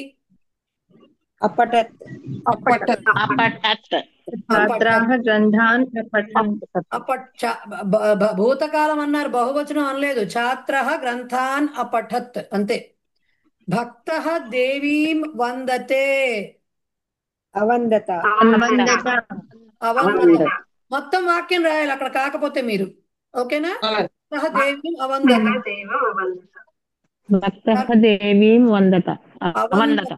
అవందత. సర్పాః మండూకాన్ గిలంతి.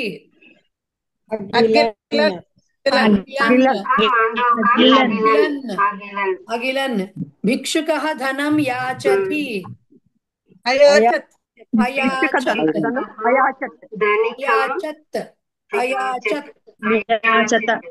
లేదండి, అయాచత రాయకూడదు ఇక్కడ. యాచతే ఇవ్వలేదు వాళ్ళు, యాచతి ఇచ్చారు. యాచతే ఉంది మేడం. మీ దాంట్లో యాచతే ఉందా? ఉండండి ఒక్క నిమిషం. కొన్ని పుస్తకాల్లో తప్పు లేదండి పడింది. యచతి అనే ఉంది యాచతి ఉంది. యాచతి ఉంటే అయాచతే రాయాలి, యాచతే ఉంటేనే అయాచత రాయాలి. ఓకే, నెక్స్ట్ వయం సత్యం వదామహ. అవదా అవదా వయం వయం సత్యం అవదామ అవదామ అవదామ అవధామ అవదామ. అహం చిత్రం పశ్యామి. అపశ్యతి అహం చిత్రం అపశ్యం సత్యం అపశ్యం అపశ్యం. భవిష్యత్ కాలంలోకి మార్చాలట. బాలః నగరం గచ్చతి. గమిష్యతి గమిష్యతి. గమిష్యతి ధనికః ధనం దదాతి. దాస్యతి దాస్యతి దాస్యతి. ధనికః ధనం దాస్యతి. వయం పుస్తకం పఠామః. పఠిష్యామః పఠిష్యామః సస్యం వేగేన వర్ధతే. వర్ధిష్యతే వర్ధిష్యతే. వర్ధిష్యతే వర్ధిష్యతే. సేవకః భారం నయతి. నేష్యతి నేష్యతి. నేష్యతి. నేష్యతి నేష్యతి. త్వం సంగీతం శృణోషి. శ్రోష్యతి శ్రోష్యతి శ్రోష్యతి. శ్రోష్యతి శ్రోష్యతి. ఓకే, శ్రోష్యతి. రూపాలని ఏం రూపాలు రాయాలి? లెవెంత్ రూపాయలు మేడం శ్రోష్యతినా శ్రోష్యతి. శ్రోష్యతినే శ్రోష్యసి. సి ఇచ్చాడు వాడు శ్రోష్యసి. శ్రోష్యసి శ్రోష్యసి. ఇచ్చాడు శ్రోష్యసి. ల్యబంత రూపాలు రాయాలి. నెక్స్ట్ ఆగచ్చతి ఏం రాయాలి? ఆగత్య ఆగత్య ఆగత్య. నిర్దిశతి. నిర్దిశ్య నిర్దిశ్య నిర్దిశ్య. ఉపహసతి. ఉపహాస్య ఉపహస్య.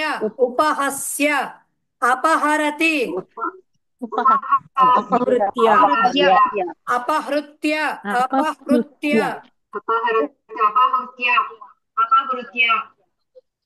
అపహరతి కళ గారు మీ అపహృత్య వైపు నుంచి రీసౌండ్ ఇస్తోంది. మరి మీరు ఎక్కడున్నారో ఏది ఆన్ చేశారో తెలియదు.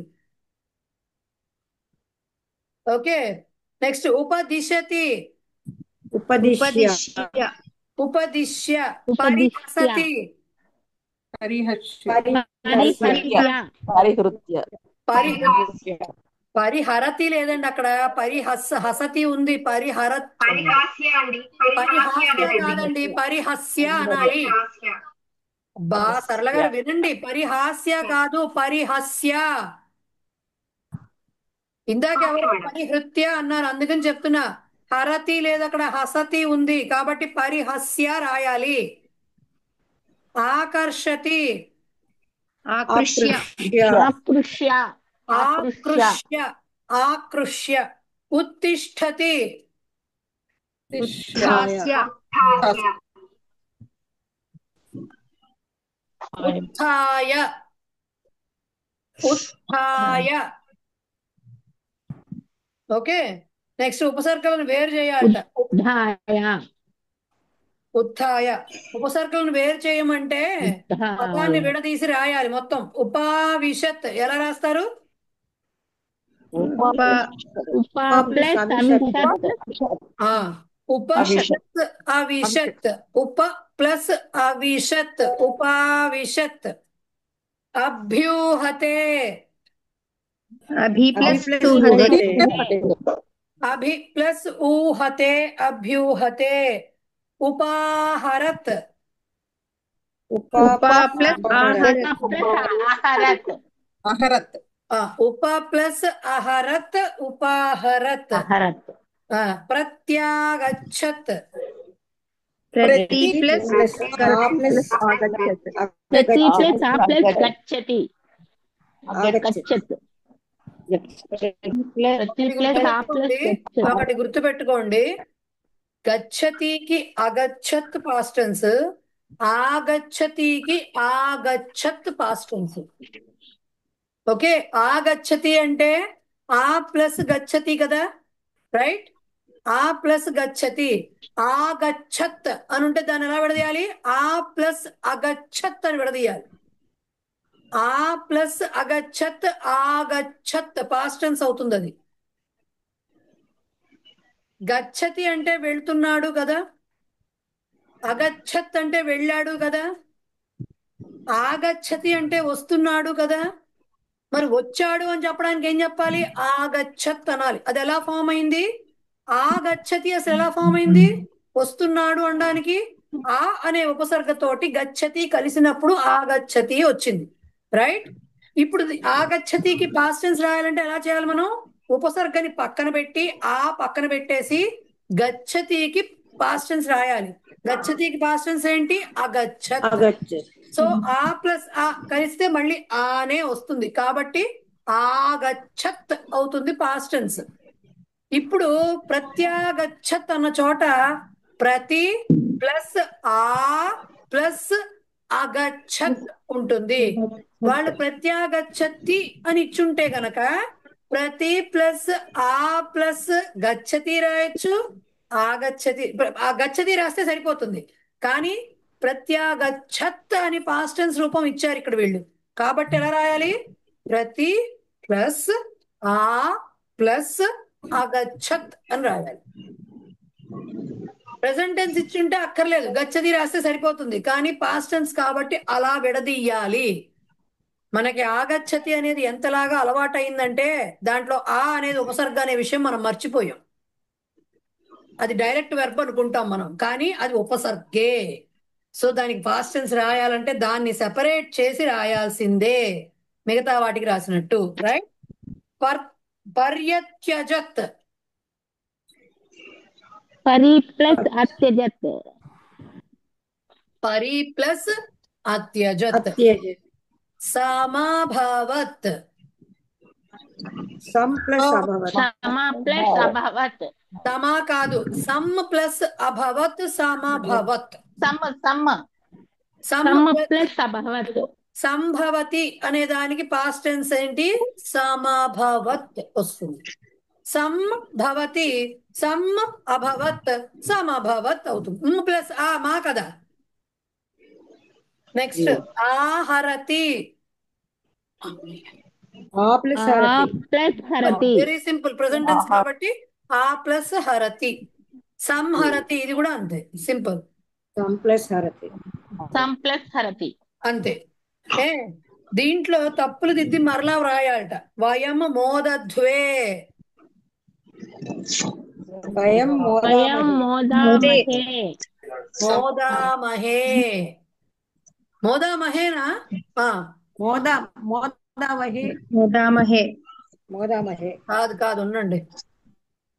మోదామహే. మోదంతే మోదతే మోదతే మోదతే అంతే. మోదామహే, మోదామహే. వయం ఇక్కడ వయంని మార్చకూడదు, క్రియాపదాన్ని మార్చాలి. వయం అలాగే ఉంటుంది. మోదధ్వే మధ్య వర్షం ఎంత పడుతుందంటే నేను మోదామహే. లిటరల్ గా ఆ సౌండ్ నన్ను డామినేట్ చేస్తోంది. బయట సౌండ్ మాకు మా ఇంటి దగ్గర కూడా అలాగే ఉందండి, లిటరల్ గా కరెంట్ పోయింది. లిటరల్ గా అందుకని నెట్ ఇష్యూ బాగుందండి, అసలు ఏం అర్థం కావట్లేదు. లిటరల్ నెట్ గా పోతా ఉంది, అరుస్తున్నా. ఎందుకంటే నాకు ఉంది. డిస్టర్బెన్స్ వచ్చేందుకు అవకాశం తక్కువ, ఎందుకంటే ల్యాప్టాప్ లో మిగతా సౌండ్స్ అది తీసుకోదు, నా సౌండే వినపడుతుంది. కానీ నాకే నా సౌండ్ వినపడట్లా, బయట అంత సౌండ్ ఉంది. సో వయం మార్చకూడదు. మోదధ్వే అనేది మధ్యమ పురుష బహువచనంలో ఉంది, కానీ వయం ఉత్తమ పురుష బహువచనం కాబట్టి దాన్ని మార్చాలి, మోదధ్వేని మార్చాలి. మోదామహే. నెక్స్ట్ పార్వతీ కైలాసే అధివసతి, ఏం రాయాలి? కైలాసే అధివసతి. కైలాసం అధివసతి. ఎందుకు కైలాసం అధివసతి.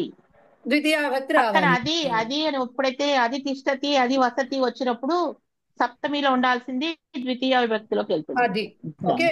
వ్యాఘ్రః వనే అధితిష్ఠతి. కైలాసం వనం. వనం వనం. గృహస్య పరితః ఉద్యానం అస్తి. గృహం పరితః. గృహం పరితః. గృహం గృహం పరితః. పరితః. గృహం పరితః. రైట్. నెక్స్ట్ వేరే వచనాలతోటి పూర్తి చేయాలట. లేఖనీం లేఖన్యౌ లేఖనీ. లేఖనీః. లేఖనీం లేఖన్యౌ లేఖనీహి గౌరీం గౌర్యౌ గౌరీహి లాగా వస్తుంది. ఓకే. ఈక్షావహే ఇచ్చారు, ముందుది తర్వాత ఏం రావాలి? ఈక్షే ఈక్షే ఈక్షావహే ఈక్షామహే ఇక్షామహే ఈక్షే ఈక్షావహే ఈక్షామహే. గృహేషు అన్నారు, ఏం రాయాలి? గృహే గృహయోః గృహయోః గృహేషు గృహేషు గృహే గృహయోః గృహేషు. నెక్స్ట్ గురవే గురవే గురుభ్యాం గురుభ్యాం గురుభ్యః గురవే గురుభ్యః. గురుభ్యాం గురుభ్యః. నెక్స్ట్ అస్మాభిః మయా మయా అవాభ్యాం అస్మాభిః మయా ఆవాభ్యాం అస్మాభిః. అస్మాభిః. నెక్స్ట్ అనువాదంట. నేను అందరినీ మ్యూట్ చేస్తున్నా, ఎవరు చెప్పదలుచుకుంటే వాళ్ళ హ్యాండ్ రైజ్ చేయండి, దాన్ని బట్టి నేను అడుగుతా. అందరూ మాట్లాడితే గందరగోళం అయిపోతుంది. హిమాలయం ఎదురుగా అరణ్యాలు ఉన్నాయి, ఎవరు చెప్తారు? లక్ష్మి గారు చెప్పండి. హిమాలయం పరితః అరణ్యాని సంతి. మిగతా వాక్యం అంతా కరెక్టే, కానీ ఎదురుగా అనడానికి పరితః అనరు. ఒకటి గుర్తుపెట్టుకోండి, పరితః అంటే పరిసరములు, అంటే చుట్టూతా అని అర్థం. ఎదురుగా అంటే అభిముఖం, గుర్తుపెట్టుకోండి, అప్పుడు అభితః అనే పదం గుర్తొస్తుంది. హిమాలయం ఉభయతః అభితః అంటే అరణ్యాని రెండు సంతి. పక్కల, కాబట్టి ఉభయతః అంటే రెండు పక్కల. పరితః అంటే పరిక్రమ లేకపోతే పరిసరాలు, గుర్తుపెట్టుకోండి, అప్పుడు సరౌండింగ్స్ అని, అరౌండ్ అని మీనింగ్ వస్తుంది, చుట్టూ అని. అలాగే అభితః అనే గుర్తుపెట్టుకుంటే అభి అనే మాట వస్తుంది. సో అభితః అక్కడ మిగతా వాక్యం కరెక్ట్. చుట్టూ అని ఉంది మహోదయ్. మీ చుట్టూ అని ఉందా?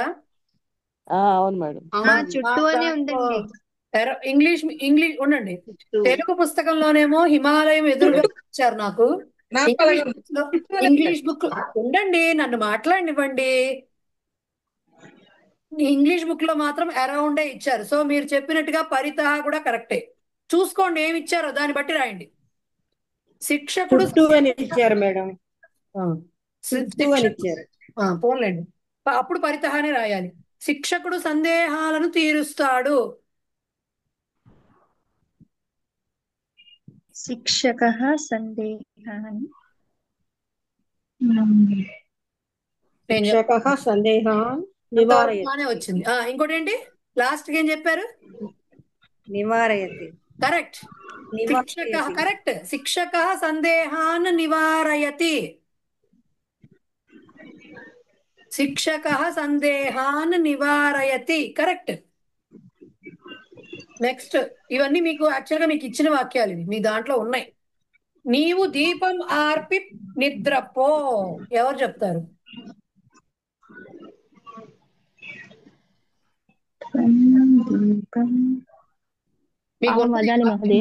మీకు పుస్తకంలో ఉంది ఈ వాక్యం. త్వం దీపం నిర్వాప్య నిద్రాం కురు. అంతే, ఈ వాక్యం ఉంది డైరెక్ట్ గా. ఇది త్వం దీపం నిర్వాప్య నిద్రాం కురు, నిద్రాం కురు. వేడి నీరు త్రాగటం ఆరోగ్యానికి మంచిది. ఇది డైరెక్ట్ గా వచ్చినాయి ఈ వాక్యాలన్నీ మీకు.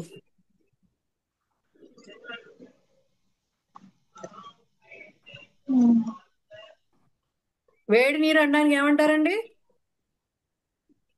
ఉష్ణోదకం. ఉష్ణోదకం. తాగడం అంటే పిబతి అనకూడదు కదా. పిబతి అనకూడదు, నౌన్ ఫామ్ రావాలి ఇక్కడ. పిబతి రాకూడదు కదా. ఇప్పుడు ఉండండి, పఠతి అంటే పఠనం కరోతి అంటున్నాం కదా. పిబతి అంటే ఏం చెప్పాలి? పాస్యం పానం పీత్వా అనకూడదు. పీత్వా అంటే తాగి అని అర్థం. పానం మీకు డైరెక్ట్ గా ఇచ్చారు. ఉష్ణోదకస్య పానం ఆరోగ్యాయ భవతి. ఆరోగ్యాయ సమీచీనం భవతి. అది కూడా అక్కర్లే, మీకు డైరెక్ట్ ఇచ్చిన వాక్యం ఒకటే. ఉష్ణోదకస్య పానం ఆరోగ్యాయ భవతి. ఎక్కడిచ్చారు ఇది? చతుర్థి విభక్తి వాక్యాల్లో ఉంటుంది. ఒకటి ఇంకోటిగా ట్రాన్స్ఫార్మ్ అవడము ఇట్లాంటివి చెప్పుకున్నాం కదా, ఓహో. దాంట్లో వస్తుంది. లేకపోతే షష్ఠీ విభక్తిలో రావచ్చు, ఉష్ణోదకస్య అని చెప్పినప్పుడు అక్కడ రావచ్చు. వాక్యాల్లో ఉంది ఇది మీకు. రాత్రి వెన్నెలతో అందముగా ఉన్నది, ఇది డైరెక్ట్ వాక్యం, డౌటే లేదు. రాత్రి కౌముద్య కరెక్టే చెప్తున్నారు, చెప్పండి. కౌముద్య శోభతే. అంతే. రాత్రి కౌముద్యాః ఆర్ చంద్రికాయాః శోభతే. డైరెక్ట్ వాక్యం మీకుంది అది. వాక్యాలని తేలిగ్గా తీసుకోవద్దు, వాటికి ఉన్న తెలుగు అనువాదాలని తేలిగ్గా తీసుకోవద్దు. తెలుగు అనువాదాలు ఇచ్చి వాక్యాలు సంస్కృతంలో రాయమని అనొచ్చు, తెలుగు మాటలు ఇచ్చి. తేలిగ్గా ఏది తీసుకోవద్దు. మీరు ఇంకా కొత్తలు కాబట్టి అట్లీస్ట్ బయట ఏం చదివినా చదవకపోయినా పుస్తకం తరోగా ఉండండి. నెక్స్ట్, కృషీవలః హలేన కర్షతి. తెలుగులో రైతు రైతు నాగలితో నాగలితో దున్నుతున్నాడు. పొలం అని మాట్లాడక్కర్లా వాళ్ళు అక్కడ. కృషీవలః పొలం అని ఏమి రైతు ఇవ్వలేదు కదా, నాగలితో నాగలితో దున్నుతున్నాడు, దట్స్ ఆల్. రైతు. ఛాత్రాణాం బాలికాః బుద్ధిమత్యః. విద్యార్థులలో బాలికలు బుద్ధిమంతులు. అంతే. విద్యార్థులలో బాలికలు బుద్ధిమంతురాళ్ళు అనొచ్చు. యాక్చువల్ గా చెప్పాలి, ట్రూ ట్రాన్స్లేషన్ అయితే మామూలుగా బుద్ధిమంతులు అన్నా కూడా తప్పులేదు. మాతృభూమౌ ప్రీతి భవతు. మాతృభూమి పట్ల ఇష్టంగా ఉండు. మాతృభూమి యందు ప్రీతి అంటే ప్రేమ ఉండుగాక. ప్రీతి కలిగి ఉండుగాక. ప్రీతిని కలిగి ఉండుగాక. అంత కలిగి ఉండడం వరకు వెళ్ళక్కర్లా, ప్రీతి ఉండుగాక అని చెప్పచ్చు. రైట్. వాల్మీకి రామాయణం ప్రణయతి. రామాయణాన్ని వాల్మీకి రచించాడు. ప్రెసెంట్ టెన్స్ లో ఉంది కాబట్టి వాల్మీకి రామాయణమును రచిస్తున్నాడు అని చెప్తే బాగుంటుంది. ఐశ్వర్యం అహంకారాయ భవతి. ఐశ్వర్యం అహంకారాన్ని ఇస్తుంది. డబ్బు వల్ల గర్వం పెరుగుతుంది. ఐశ్వర్యము అహంకారముగా అగుచున్నది. ఇది కరెక్ట్ ట్రాన్స్లేషన్. అంటే మారుతున్నది, ట్రాన్స్ఫర్మేషన్ కదా. ఐశ్వర్యము అహంకారముగా అగుచున్నది. నెక్స్ట్, ఎవరు ఎవరికి ఎప్పుడు చెప్పారు అని మాత్రమే ఇచ్చారు. అయితే మీకు ఇలా ఇవ్వరు, తెలంగాణ వాళ్ళకైతే ఇలా ఉండదు 99%. నేను చెప్పాను కదా సందర్భ వాక్యాలు ఇస్తారు అని. మీకు పంపించానా నేను సందర్భ వాక్యం ఇస్తే ఇలా రాయాలి అని? నేను పంపిస్తానులేండి. చెప్పా కదా సందర్భ వాక్యాలు ఇచ్చినప్పుడు కథల్లోంచి ఇస్తారు. చెప్పానా? సందర్భ వాక్యాల గురించి చెప్పుకున్నాంగా మనం. చెప్పారు, పంపిస్తానని చెప్పారు. మర్చిపోయినట్టున్నా. పరిచయము, భావము, సందర్భము కదా, అలాగే ఇస్తారు. 3 మార్కులకే ఇస్తారు తెలంగాణ వాళ్ళకి. ఇప్పటివరకు అట్లాగే ఇచ్చారు. ఈ పద్ధతి 4th లెవెల్లో గానీ ఉండదు, అది కూడా సంస్కృతంలో రాయాలి. ఈ పద్ధతి జనరల్ గా ఇక్కడ ఉండదు. సో సందర్భ వాక్యాలన్నీ మీ స్టోరీస్ ఉన్నాయి కదా, దాంట్లోంచి వస్తాయి. ఒక వాక్యానికి ఇవాళ నేను మర్చిపోకుండా పంపిస్తాను. సుమారుగా ఎలా రాయాలి అనేది ఒక వాక్యానికి ఇచ్చి పంపిస్తాను. దాన్ని బట్టి మీరు ప్రిపేర్ అవ్వండి. తెలుగులోనే రాయాలి, ఓకేనా? సో నెక్స్ట్, తెలుగులో వివరించమన్నారు. ఇవన్నీ నా జానామి ఇది శివ న బ్రూయాత్ కిమర్థం అన్నప్పుడు హరహ పాపాని హరతాత్, ఆ శ్లోకం యొక్క భావం రాయాలి. ఓకే. గురుహు కయా కస్య చక్షు ఉన్మీలయతి అది ఉంది కదా, అజ్ఞాన తిమిరాంధస్య, ఆ శ్లోకం తాత్పర్యం రాయాలి. సరస్వతి కాం కాం దదాతి,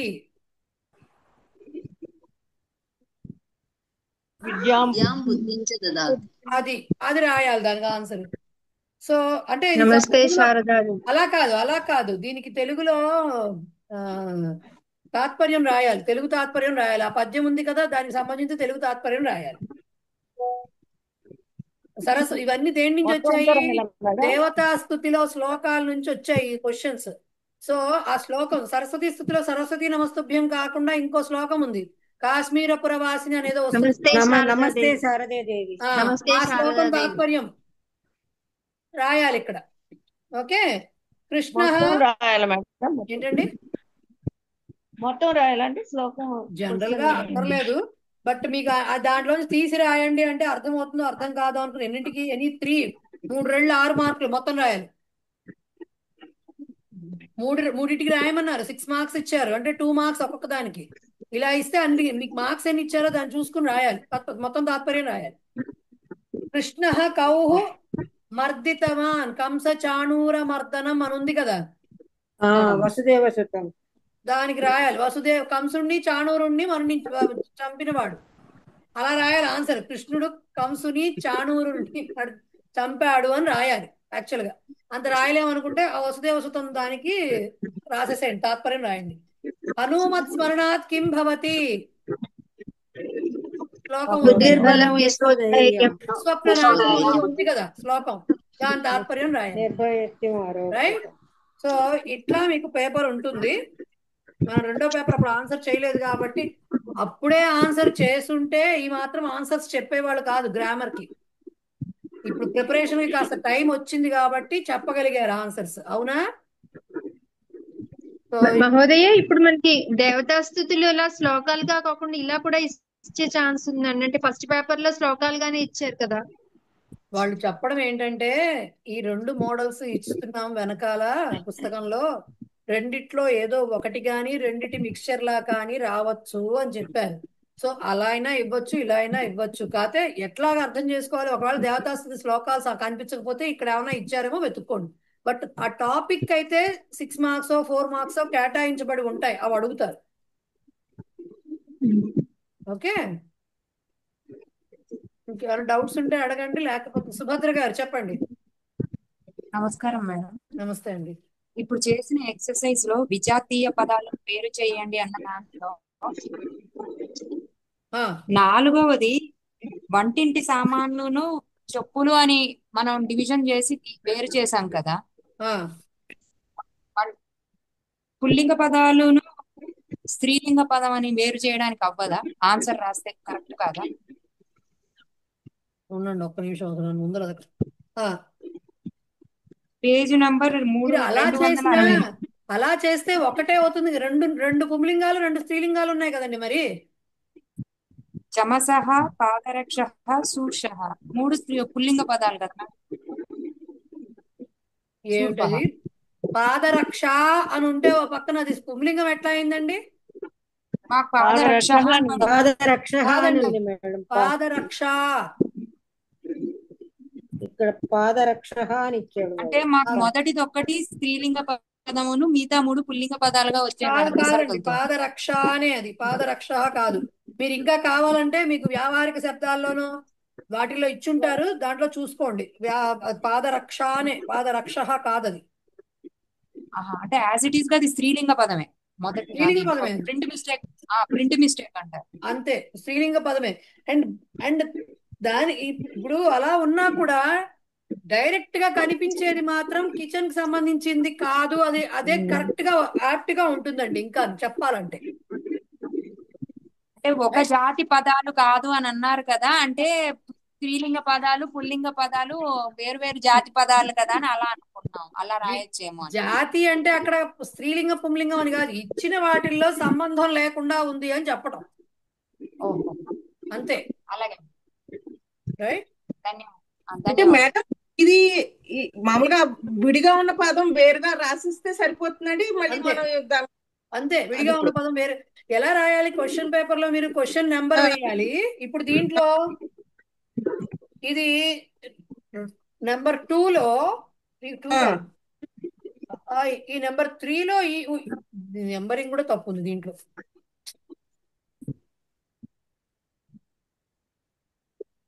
నెంబర్ 2 లోనే ఉన్నాయండి. నేను చెప్తున్నాను కదా, నెంబర్ 2 లోనే ఉన్నాయండి.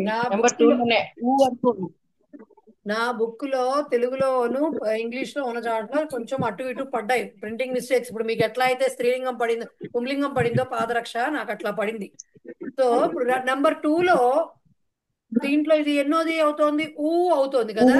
సో ఊ రాసి ప్రతి దాని చోట ఊ రాస్తున్నప్పుడు మీరు ఊరో ఈనో ఐ రాస్తున్నప్పుడు ప్రతి చోట కూడా దేంట్లో ఐనో మెన్షన్ చేయండి. ఒకవేళ ఇలాగే నెంబరింగ్ ఇస్తే, నెంబరింగ్ గనక ఇట్లాగే 1 లో ఐ ఈ ఊలు, 2 లో ఐ ఈ ఊ, అలా 3 లో ఐ ఈ ఇట్లా ఇస్తే మీరు ఎక్కడ ఈనో ఆనో ఏది రాస్తున్నా సరే దాని దగ్గర అది దేంట్లో ఆనో ఈనో రాయండి. సపోజ్ మీరు ఇప్పుడు 1 లో ఎన్ని పార్ట్స్ ఉన్నాయి మనకి ఇక్కడ? ఐ ఆనే ఉన్నాయి 1 లో కదా. 1 లో ఆ ఉన్నాయి. మీరు ఏం చేశారు? 1 లో ఆలో క్వశ్చన్స్ అన్ని రాశారు. రాసి ఆలో సుభాషితాన్ని రాయకుండా 2కెళ్ళి మళ్ళీ ఆ రాశారు. సపోజ్ వరుసగానే రాయాలని నియమం లేదు కదా. 2కెళ్ళి మళ్ళీ మళ్ళీ ఆ రాశారు, ఆ సెట్ రాశారు. అప్పుడు మరి మళ్ళీ ఆ రాశారు అనుకోండి, మీరు అక్కడ ఎలా తెలుస్తుంది? అవతల వాళ్ళకి తెలియదు కదా. సో మీరు ఫస్ట్ రాసినప్పుడు 1 ఆ, రెండవది రాసినప్పుడు 2 ఆ.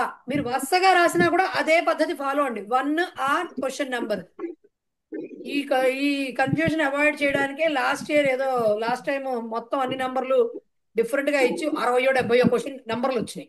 అన్నిటికి ఇచ్చుకుంటూ వెళ్ళిపోయారు లోపల వాటికి కూడా. సో క్వశ్చనింగ్ నెంబర్ మాత్రం నెంబరింగ్ సరిగ్గా వేయండి, చూసుకుని వేయండి. ఓకేనా?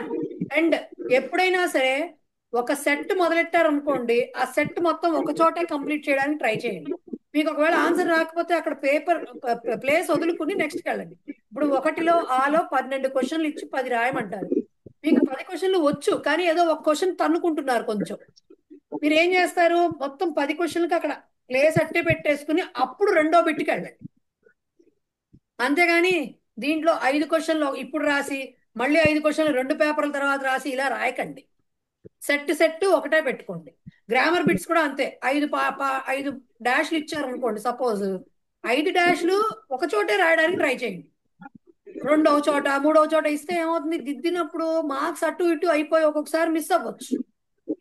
ఇప్పుడు డివిజన్ ఇచ్చినప్పుడు ఏం చేస్తారు? కీ ఇచ్చినప్పుడు మార్క్స్ ఇస్తారు కదా. ఇప్పుడు 5కి 5 అర్థాలు 2.5 లేకపోతే 5 ఒకట్లు 5 అనుకో, ఆ లెక్క దీనికి 5 పడిపోయినాయా, ఆడ్ 1 అవుట్ 5కి 5 పడిపోయినా, ఇవి చూసుకుంటాం కదా. జనరల్ గా చూసుకుంటారు అట్లా కదా. పేపర్ టీచర్లు ఎవరన్నా ఉంటే అర్థం అవుతుంది ఆ బాధ. సో అది ఆ సెట్ ఒక చోటే రాయడానికి ట్రై చేయండి. దీంట్లో ఈ సెట్ లో సగం ఎక్కడ సగం అక్కడ ఇట్లా రాయ. వ్యావహారిక శబ్దాలు ఉన్నాయి, 10 రాయాలి మీరు. తెలుగు నుంచి సంస్కృతానికి 10, సంస్కృతం నుంచి తెలుగుకి 10 రాయాలి. దీంట్లో 5 ఇక్కడ రాసి మళ్ళీ 5 ఇంకో చోట రాసి దాంట్లో 5 ఒక చోట రాసి ఇట్లా రాయకండి. మీరు ప్లేస్ వదిలిపెట్టుకోండి కొంచెం. ఒకవేళ గుర్తుకు రాకపోతే నెక్స్ట్ బిట్ అలా ఒక బిట్కి సంబంధించినవన్నీ ఒక చోటే రాయండి. సరేనా? ఇంకేమైనా డౌట్స్ ఉన్నాయా మేడం? చిన్న డౌట్ మేడం. చెప్పండి. ఇప్పుడు ఉపసర్గలు 7th లెసన్ లో ఉన్నాయి. 20th ఇది జనకః విశ్వామిత్రః ప్రత్యుద్గచ్చతి అని ఇచ్చారు. దాన్ని ఎలా విడదీయాలి? 144 పేజ్. మీకు ఫ్రాంక్లీ మీకు ఉపసర్గలు జస్ట్ ఇంట్రొడక్షన్ ఇచ్చారు. ఇవన్నీ సందులు వస్తాయి కానీ రావు, కాబట్టి పరిచయాలు మళ్ళీ వస్తాయి. ఇవన్నీ సెకండ్ లెవెల్లో ఉపసర్గలు వచ్చినప్పుడు సందులు వస్తాయి కాబట్టి అప్పుడు విడదీయడం యాక్చువల్ గా వస్తుంది. ఎలాగా విడదీస్తారు అనే సందులు రావాలి దానికి. సో పరిచయాలు సందులు చెప్తారు కాబట్టి ఉపసర్గలు మళ్ళీ చెప్తారు. ఇప్పుడు జస్ట్ ఉపసర్గకి ఇచ్చారు కాబట్టి ఉపసర్గ అనేది అర్థాలు ఎలా మారతాయని చెప్పడానికి ఎగ్జాంపుల్ ఇచ్చారు. బట్ మీరు అడిగారు కాబట్టి ప్రత్యుద్గచ్చతి అంటే గచ్చతి ఫస్ట్ మనకు వినబడుతుంది కాబట్టి పక్కన పెట్టుకోవాలి. ప్రతి వినబడుతుంది, మధ్యలో ప్రత్యుద్ అంటున్నాం అంటే ఉద్దు వినబడుతుంది కాబట్టి ప్రతి ప్లస్ ఉత్తు ప్లస్ గచ్చతి అనమాట. అది ప్రస్తుతానికి మీకు. అందుకని ఉపసర్గలకి ఏం చేశారంటే వాళ్ళు మీకు ఎక్కడి వరకు అయితే ఎక్సర్సైజ్ ఇచ్చారో అంతవరకే లిమిట్ చేశారు. ఎందుకు? మళ్ళీ మీకు సందులు రావాలి. అక్కడ ఎండ్ సంధి అంటే ఏంటో రావాలి. ఒక్కొక్కసారి ఇప్పుడు ఆగచ్చతి దాని నుంచి గంట చాలా సేపు చెప్పాను నేను. సవర్ణ దీర్ఘ సంధి జరగాలి అక్కడ. ఇప్పుడు ప్రత్యుద్గచ్చతి అభ్యూహత ఇట్లాంటి చోట్ల ఎండ్ సంధి జరగాలి. ఇవన్నీ పరిచయాలు వస్తాయి. అప్పుడు ఇంకా క్లియర్ గా మీకు అర్థమైపోతుంది. Thank you. మేడం సంధ్య ఒకసారి చెప్పరా, ఇందాక చెప్పింది గచ్చతి ఆగచ్చతి అదొకసారి చెప్పరా. అది గచ్చతి ఆగచ్చతి. ఏం లేదండి, గచ్చతి అంటే వెళ్తున్నాడు, దానికి పాస్ట్ టెన్స్ వెళ్ళాడు అంటే అగచ్చత్, అది తెలుసు మీ అందరికి, రైట్. ఇప్పుడు ఆగచ్చతి అంటే వస్తున్నాడు, అది మనకు తెలుసు. ఆగచ్చతిలో మనకి బాగా అలవాటు అయిపోయి అది మామూలు పదం అనుకుంటున్నాం మనం, కాదు. ఆగచ్చతిలో ఆ అనేది ఉపసర్గ, కాబట్టి ఆ ప్లస్ గచ్చతి ఆగచ్చతి అవుతుంది. ఇప్పుడు దీనికి పాస్ట్ టెన్స్ రాయాలి అంటే ఆ ప్లస్ గచ్చతికి పాస్ట్ టెన్స్ రాసి అగచ్చత్ వస్తుంది కదా. గచ్చతికి పాస్ట్ టెన్స్ అగచ్చత్, సో ఆ ప్లస్ అగచ్చత్ అవుతుంది. సో రెండు కలిసినా కూడా ఇది సవర్ణ దీర్ఘ సంధి వల్లే ఆగచ్చత్ అని వస్తుంది. దానికి ఫాస్ట్ టెన్స్ అదే వస్తుంది. అది గచ్చతి past tense అదే. ఆగచ్చతి అంతే వద్దు. అంతే. అక్కడ ఇక్కడ మీకు మిగతా చోట్ల అనుకోండి ఉప ప్లస్ అవిశత్ అంటే ఉప అని తెలుస్తోంది, వేరే ఉపసర్గ కాదు, కానీ ఇక్కడ ఆనే ఉంది కాబట్టి తెలియదు గబుక్కున, అవును. అందుకని ఆ ప్లస్ అగచ్చత్ ఆగచ్చత్, అది ఆగచ్చతికి పాస్ట్ టెన్స్. ఫాస్ట్ టెన్స్ అదే. Okay right. సంధ్యారాణి గారు చెప్పండి. ఇప్పుడు మీరు నమో నమః, జై శ్రీరామ్ అండి. ఇప్పుడు మీరు క్వశ్చన్ ఆన్సర్స్ అభ్యాసం చేయించారు కదా, అవి ఎక్కడ ఉన్నాయో నాకు అర్థం కాలేదు. అండ్ కొంచెం మళ్ళీ సేమ్ స్కూల్స్ ఓపెన్ అయ్యి అందుకని ఫాలో కాలేకపోయాను. ఒకసారి చెప్పరా? నేను ఎక్కడ ఉన్నాయి కాదండి, అవన్నీ కూడా మీకు ప్రతి లెసన్ కి వాక్యాలు ముందర ఇస్తారు కదా, దాంట్లో ఎక్కడొక్కడ వస్తాయి, విభక్తుల వాక్యాల్లోనూ ఎక్కడొక్కడ వస్తాయి అవి. నేను చెప్పింది ఏంటంటే ఇక్కడ ఆ విభక్తుల్ని ఎలాగ తీసుకుని మనం ఆన్సర్ ఎలా చెప్పొచ్చు అనేది మాత్రమే చెప్పాను. మీకు ప్రతిదీ Okay. తృతీయ విభక్తితో వాక్యాలన్నీ ఇచ్చారు, దానికి సంబంధించి క్వశ్చన్ ఫామ్ లో ఇక్కడ ఇవ్వచ్చు క్వశ్చన్. మీకు అక్కడ Okay. ఏమివ్వచ్చు, కృషి కర్షక హలేన, అది కృషక హలేన కర్షతి అని అక్కడ వాక్యం ఇచ్చి ఉండొచ్చు. ఇక్కడ మీకు కృషక కేన కర్షతి అని క్వశ్చన్ ఇచ్చి ఉండొచ్చు. ఓకే. అట్లా అన్నమాట, విభక్తుల వాక్యాలు అన్నిటికీ ఇక్కడ క్వశ్చన్ ఇచ్చి ఉండొచ్చు, దానికి సంబంధించిన వాక్యాలు. ఓకే సో దానికి ఆన్సర్ ఎలా రాయొచ్చు అని మాత్రమే చెప్పాను. ఓకే. రైట్. ఇది అభ్యాస్ క్వశ్చన్స్ ఇచ్చారా మేడం మీరు? నేను ఇవ్వడం కాదండి, దీంట్లో క్వశ్చన్ పేపర్ లో క్వశ్చన్స్ అవి. Okay. Okay. Second question Okay. Paper, model question paper ఉందా, వెనకాల బుక్ వెనకాల 2 క్వశ్చన్ పేపర్లు ఇచ్చారా? ఒక క్వశ్చన్ పేపర్ ఆల్రెడీ వాళ్ళు ఆన్సర్ చేసి ఇచ్చారు, రెండవ క్వశ్చన్ పేపర్ మనం చెయ్యలేదని వాళ్ళ క్లాస్ లో అది చేసాం దాని నుంచి. ఓకే. ఓకే. అదే నేను అందరి నుంచి వెతుక్కున్నాను, ఎక్కడి నుంచి మరి అడగాలి కదా, ఒక్కసారి అడగచ్చు కదా. సరే పోన్లేండి, రికార్డింగ్ ఉంటుంది కదా, చూసుకోండి ఒకసారి మళ్ళీ. అంటే మీరు చెప్పేది నాకు అన్ని అర్థమవుతుంది, ఎక్కడ ఉన్నదా అని ఎక్కడున్నాయో తెలియలేదు. సో చూడండి ఒకసారి వెనకాల చూస్తే మళ్ళీ రికార్డింగ్ వింటే అర్థమవుతుంది. అయ్యా ఇది కూడా యూట్యూబ్ లో పెడతారండి మీరు ఆనంద బ్రహ్మలో రికార్డింగ్? రికార్డింగ్ పెడతానండి, ఎందుకంటే ఇది పేపర్ డిస్కస్ చేసాం కదా, మరి అబ్సెంటీస్ కో మళ్ళీ రిఫర్ చేసుకోవాలన్నా ఉండాలి కదా. ఊరికే సోచ్ చెప్పుకోవడానికి అయితే మనకు అక్కర్లా, జస్ట్ కలిసి పరీక్ష రాసామని చెప్పుకునే దానికి అక్కర్లేదు, దీనికి కావాలి కదా. ఇది రికార్డింగ్ మరి మనం డిస్కస్ చేసాం పాయింట్స్, కాబట్టి ఇది పెడతాను. కాకపోతే ఇవాళ్లే పెట్టలేకపోవచ్చు, 1-2 days లో పెడతాను, కొంచెం బిజీగా ఉంటున్నాను. ఎస్. అండ్ ఇంకోటి నేను చెప్దాం అనుకున్నా, డౌట్స్ మళ్ళీ వెళ్ళే లోపల, సరే ఇవి చెప్పేసి డౌట్స్ చెప్పేసి వెళ్దానండి. భవానీ గారు ఏంటండి మ్యూట్ లో ఉంటారు, అన్మ్యూట్ చేసుకుని మాట్లాడండి మేడం. నమస్కారం మహోదయ్. ఇక్కడ క్వశ్చన్ పేపర్ లో ఒక్కొక్క క్వశ్చన్ కి పక్కన మార్కులు ఇవ్వలేదు ఈ తెలంగాణ టెక్స్ట్ బుక్ లో. అవును అవును, కొన్నింటికి ఇవ్వలేదు. ఓన్లేండి మార్కులు మీ క్వశ్చన్ దాంట్లో ఇస్తారు కదా, మనం ఆన్సర్ ఎలా చేస్తే తెలుస్తుంది. నాకు పడలేదు, ఇంగ్లీష్ పుస్తకంలో పడినాయి, తెలుగు పుస్తకంలో పడలేదు. పడలేదు. సో మీరు తర్వాత మహోదయ్ ఒక్క నిమిషం చాలా క్లాసులు అటెండ్ అవ్వలేదు. Okay okay. రికార్డెడ్ లెసన్స్ అవి పెట్టుకొని ప్రిపేర్ అవుతున్నాను మన యూట్యూబ్ లో. మీరు చెప్పినవి పాస్ అవుతానో లేదో. శుభ్రంగా పాస్ అవుతా. అసలు పాస్ అవ్వడం గురించి మాట్లాడకండి నాతో, అసలు పాస్ అవ్వవేమో ఇట్లాంటి డౌట్లు నా దగ్గర తాకండి, నా దగ్గరికి తాకండి. నేను అసలు చాలా క్లాసులు మిస్ అయ్యాను.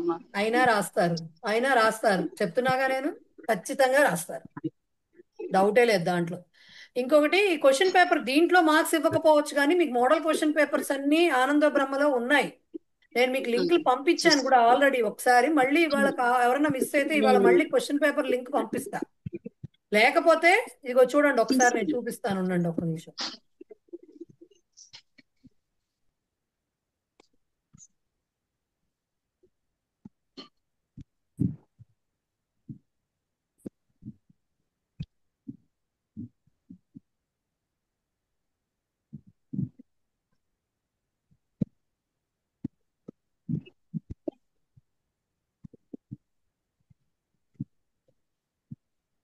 ఇది AnandoBrahma.org అనే వెబ్సైట్ అండి.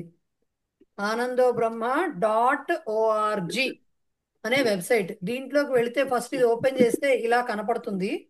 దీనిలో కిందకి వెళ్తే కొద్దిగా ఇక్కడ ప్రిపరేషన్ అని ఉంటుంది. ఈ ప్రిపరేషన్ అనే దాని మీద కొడితే క్వశ్చన్ పేపర్స్ అన్ని వస్తాయి. దీని మీద పైకి వెళ్తే రాసి ఉంటుంది ఎక్కడవి ఏంటి అని. ప్రవేశ ఇవన్నీ ఓన్లీ తెలంగాణ పేపర్స్ అండి, ఆంధ్ర పేపర్స్ మా దగ్గర ఉండవు. ఓకే, దీంట్లో ఎన్ని ఉన్నాయి? ఆల్మోస్ట్ 1 2 3 4 5 6 7 8 పేపర్లు ఉన్నాయి దీంట్లో. ఇవి చూసుకుంటే మీకు దాంట్లో అవి డైరెక్ట్ గా ఈ చివరి 2 అయితే ఒకటి ఆన్లైన్ ఇచ్చారు, లాస్ట్ టైం ఆన్లైన్ పేపర్ వేరు ఆఫ్లైన్ పేపర్ వేరు ఇచ్చారు. సో ఇవి చూసుకుంటే మీరు దీంట్లో మార్క్స్ డివిజన్ అది కూడా అన్ని ఉంటాయి దాంట్లో. సో ఇది మీరు అన్ని ఏది ఓపెన్ చేస్తే దాని ఆ పేపర్కి వెళ్ళిపోతుంది. అది ఇట్లా పేపర్ ఓపెన్ అవుతుంది. సో దీంట్లో మీకు క్వశ్చన్స్ మార్క్స్ అన్ని ఇస్తారు దీంట్లో. దీనికి వెళ్ళి ప్రతి పేపర్ కూడా మీరు సాల్వ్ చేసుకోవచ్చు. సరేనా? ఓకేనా? సో అది విషయం. ఓకే, సుభద్ర గారు చెప్పండి. మేడం పేజ్ నంబర్ 74 ఆత్మనేపది పదాలది సంబంధించిన డౌట్ ఒకటి. అంటే ఇప్పుడు మధ్యమ పురుష బహువచనం 5వది చూడండి, యూయం ఆచార్యం అవందత్వం అని ఉంది. అంటే మీరు ఆచార్యుని నమస్కరించారు, ఇది ఆత్మనేపదే పదం కింద వచ్చేది. ఇదే వాక్యాన్ని యూయం ఆచార్యం అనమత అని రాయచ్చా? ఖచ్చితంగా రాయొచ్చు. పరస్మై పదే పదం వాడుతూ ఖచ్చితంగా రాయొచ్చు. మీకు అందుకనే మీకు ఆత్మనేపది ఇచ్చినప్పుడు ఫస్ట్ చెప్పినప్పుడు స్టార్టింగ్ లో ఆత్మనేపది ఎక్కడైతే చెప్పారో అక్కడ మీకు 58వ పేజీ తీయండి, తీస్తే అందులో ఇచ్చారు కదా. తేడాలు రావడం మీకు వాళ్ళు ఏమీ మెన్షన్ ట్రాన్స్లేషన్స్ లో ఇలాంటి వాక్యం ఇచ్చారనుకోండి, మీరు అదైనా రాయొచ్చు ఇదైనా రాయొచ్చు. అలా కాకుండా ఏదైనా మోడల్ కొంచెం చిన్నగా చేంజ్ చేద్దాం అనిపించి అది యూఎం ఆచార్యం అని డాష్ ఇచ్చి 100 ధాతువు ఇచ్చారనుకోండి సపోజ్, అప్పుడు మీరు అదే వాడాలన్నమాట. అలా ఇస్తారా మేడం? అలా ఇవ్వలేదు, ఇవ్వరు. ప్రవేశాక అలా ఇవ్వరు, అంత ఆలోచించరని చెప్పి కష్టం అని చెప్పి ఇవ్వరు. ట్రాన్స్లేషన్స్ లో ఇచ్చారనుకోండి మీరు అనమత రాయొచ్చు, తప్పేం లేదు. ట్రాన్స్లేషన్ లో ఇప్పుడు ఇదే వాక్యం మీరు ఆచార్యుని నమస్కరించారు అంటే అది ఆత్మనేపది పదమైన వాడుకోవచ్చు, పరస్మైపది పదమైన వాడుకోవచ్చు. పదాలు మాత్రం అవి కరెక్ట్ ఆ పదాలు వాడుకోవాలి అంతే. అలాగే అదే కాదు, మీరు చిత్రమును చూస్తున్నారు లేకపోతే నీవు చిత్రమును చూస్తున్నావు ఏదైనా కానివ్వండి, చూస్తున్నా అది వచ్చినప్పుడు కూడా మీరు పశ్యతి రాసుకోవచ్చు, ఈక్షతే రాయొచ్చు ట్రాన్స్లేషన్స్ లో ఇస్తే, if you are confident enough.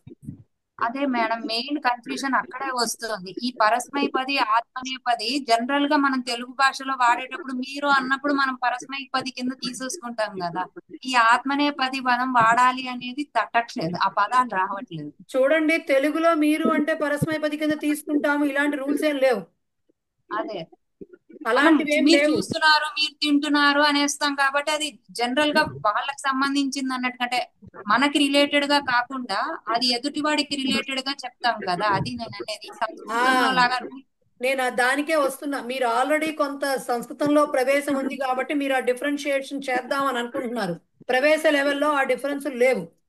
ప్రవేశ లెవెల్లో ఓన్లీ వెర్బ్ దాని మీనింగ్ మాత్రమే, అంతవరకే చెప్తున్నారు.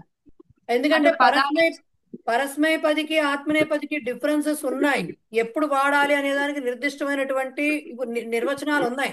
కానీ ప్రవేశ లెవెల్లో అవి ఎవరు చెప్పరు, మనం వాడము. ఓకే, సో ఇక్కడ మీరు అవన్నీ వదిలేసేయండి. ఇక్కడ మీరు కావాల్సింది ఏంటి, కేవలం ఇప్పుడు సేవిస్తున్నారు అనే మాట వచ్చింది అనుకోండి, దానికి ఈక్వలెంట్ పదము దీంట్లో లేదు. దేంట్లో మన పరస్మైపదిలో లేదు. సేవతే అనేది ఆత్మనేపథి తీసుకుని తీరాల్సిందే. సో అది ఖచ్చితంగా అట్లాగే ఆలోచించాల్సింది. అదే అంటే నేను ఓన్లీ ప్రవేశం, నేను పాఠ్యక్రమానికే మనం కట్టుబడి ఉంటాం, ఎక్స్ట్రా మనం చెప్పుకోం. ఎక్స్ట్రా చాలా ఉండొచ్చు, బట్ మనం కావాల్సినంత వరకే పుస్తకంలో ఎంతవరకు ఉందో దాని వరకే మనం పరిమితం అవుతాం ఎప్పుడు కూడా, అన్లెస్ ఎవరైనా డౌట్ రైజ్ చేస్తే తప్ప. ఓకే, సో ఇప్పుడు అదే మీరు చూడటము, లేకపోతే నమస్కరించటము, సంతోషించటము, మాట్లాడటము ఇలాంటివి వచ్చినప్పుడు వీటికి ఈక్వివలెంట్ పరస్మైపది కూడా ఉన్నది. వదతి ఉంది, అలాగే ఇక్కడ భాషతే ఉంది, అలాగే అక్కడ పశ్యతి ఉంది, ఇక్కడ ఈక్షతే ఉంది, అక్కడ తుష్యతి ఉంది, ఇక్కడ మోదతే ఉంది. ఓకే, సో అక్కడ నమతి ఉంది, ఇక్కడ వందతే ఉంది. ఈ వీటిల్లో ఏది ట్రాన్స్లేషన్స్ కి ఇచ్చినప్పుడు ఏది తీసుకుంటారనేది మీకు దేంట్లో కంఫర్టబుల్ గా ఉంటే అది తీసుకుని రాస్తారు. ఖచ్చితంగా ఇదే రాయాలని లేదు, ఈ పదాలే ఆత్మనే రాయాలని లేదు, పరస్మయ్యే రాయాలని లేదు. ఈ లెవెల్ వరకు అయితే లేదు, ఈ లెవెలే కాదు అసలు. ఆ డిఫరెన్స్ ఇప్పుడు కోవిద వరకు కూడా ఎవరు మాట్లాడరు ఆత్మనేపదికి పరస్మైపదికి. జస్ట్ వర్డ్ మీనింగ్ తి అంతము, తే అంతము, పరస్మైపది ఆత్మ అంతే తప్ప పరస్మైపది ఏ కండిషన్ లో వాడతాము, ఆత్మనేపది ఏ సిచ్యుయేషన్ లో వాడతాము అనే మాట అసలు మాట్లాడడం మనం 2 ఏళ్ళు కూడా. రూల్స్ కోసం కాదు మేడం, అంటే ఇదే ఎక్సర్సైజ్ లో కొన్నేమో పరస్మైపది పదం, కొన్ని ఆత్మనే ఇచ్చేసరికి అదేంటి పైనేమో మీరు పండును తిన్నారు అని పరస్మైపది వాడారు, కింద మీరు ఆహారమును సేవించారు అని ఆత్మనేపది, ఎందుకు అదే ఆ ప్రక్రియలో రాయొచ్చు కదా అని డౌట్ వచ్చింది అంతే. అక్కడ మీకు ఎందుకు చెప్పారు ఇక్కడ పుస్తకంలో అంటే, మీకు ఫస్ట్ నుంచి లెసన్స్ లో ఎలా చెప్పుకొచ్చారు, ముందు పరస్మైపది ఇంట్రొడక్షన్ జరిగింది, ఆ వెర్పులకు సంబంధించి లట్టు చెప్పి అన్ని తర్వాత ఆత్మనేపది జరిగింది, దానికి సంబంధించిన లట్ అంతా 3 పురుషుల్లో డిఫరెంట్ లెసన్స్ లో చెప్పుకొచ్చారు. తర్వాత ఎప్పుడైతే భూతకాలానికి వచ్చారో ఆల్రెడీ ఒక ఐడియా ఇచ్చేశారు కాబట్టి, పరస్మైపది అంటే ఏంటి, ఆత్మనేపది ఇచ్చేశారు కాబట్టి భూతకాలం నుంచి 2 కంబైన్ చేసి ఇవ్వడం మొదలెట్టారు. మళ్ళీ ఒకటే లెసన్ లో రెండింటి గురించి చెప్పడం బిగించేశారు. అందుకని 2 రకాల క్రియాపదాలు ఇచ్చారే కానీ ఎందుకంటే మిక్స్డ్ గా వచ్చింది. ఇంక ఇక్కడి నుంచి లట్ ఒకటే డిఫరెంట్ గా వచ్చింది, తర్వాత నుంచి లంగ్ లోట్ కూడా భవిష్యత్ కాలం అన్ని కూడా 2 కలిపే వస్తాయి. పరస్మైపది ఆత్మనేపది రెండింటికి కలిపి ఇచ్చేసారు, అందుకని అలా వచ్చింది.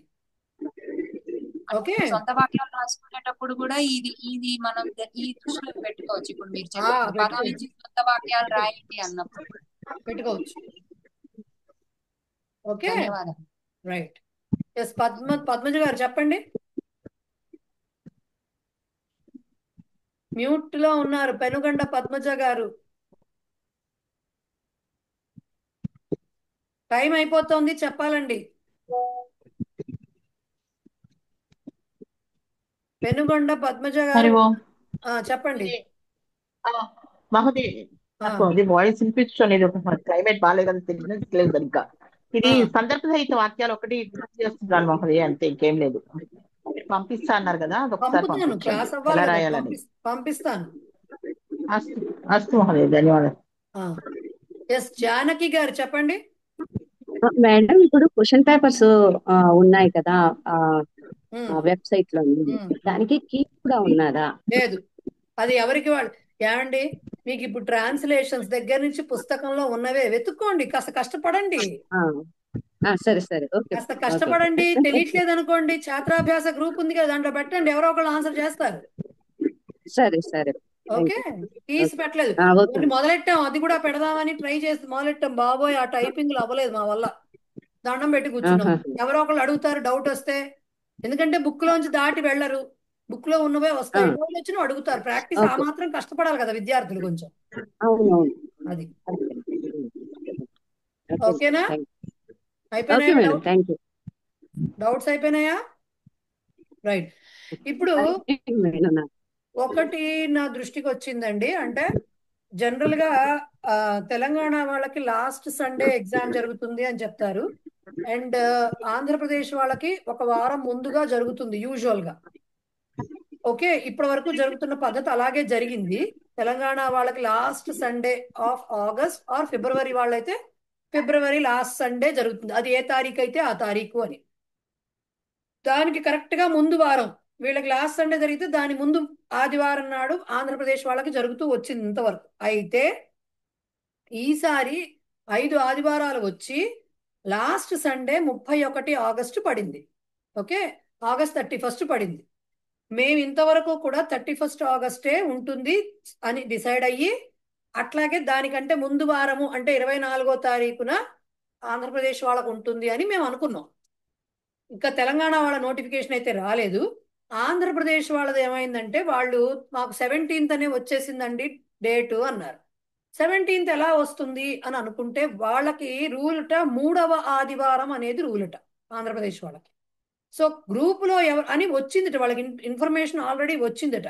మరి మీరు ఎవరైనా మీలో ఉన్నారా లేరా నాకు తెలియదు. ఆంధ్రప్రదేశ్ వాళ్ళు ఉంటే వాళ్ళకి 17వ తారీఖు వస్తుంది అని 17వ తారీఖు అనే ఎగ్జామ్ వచ్చిందట. కాబట్టి 17కి ప్రిపేర్ అయిపోండి. తెలంగాణ వాళ్ళకి నేను ఆనంద్ కుమార్ గారిని కూడా అడిగాను.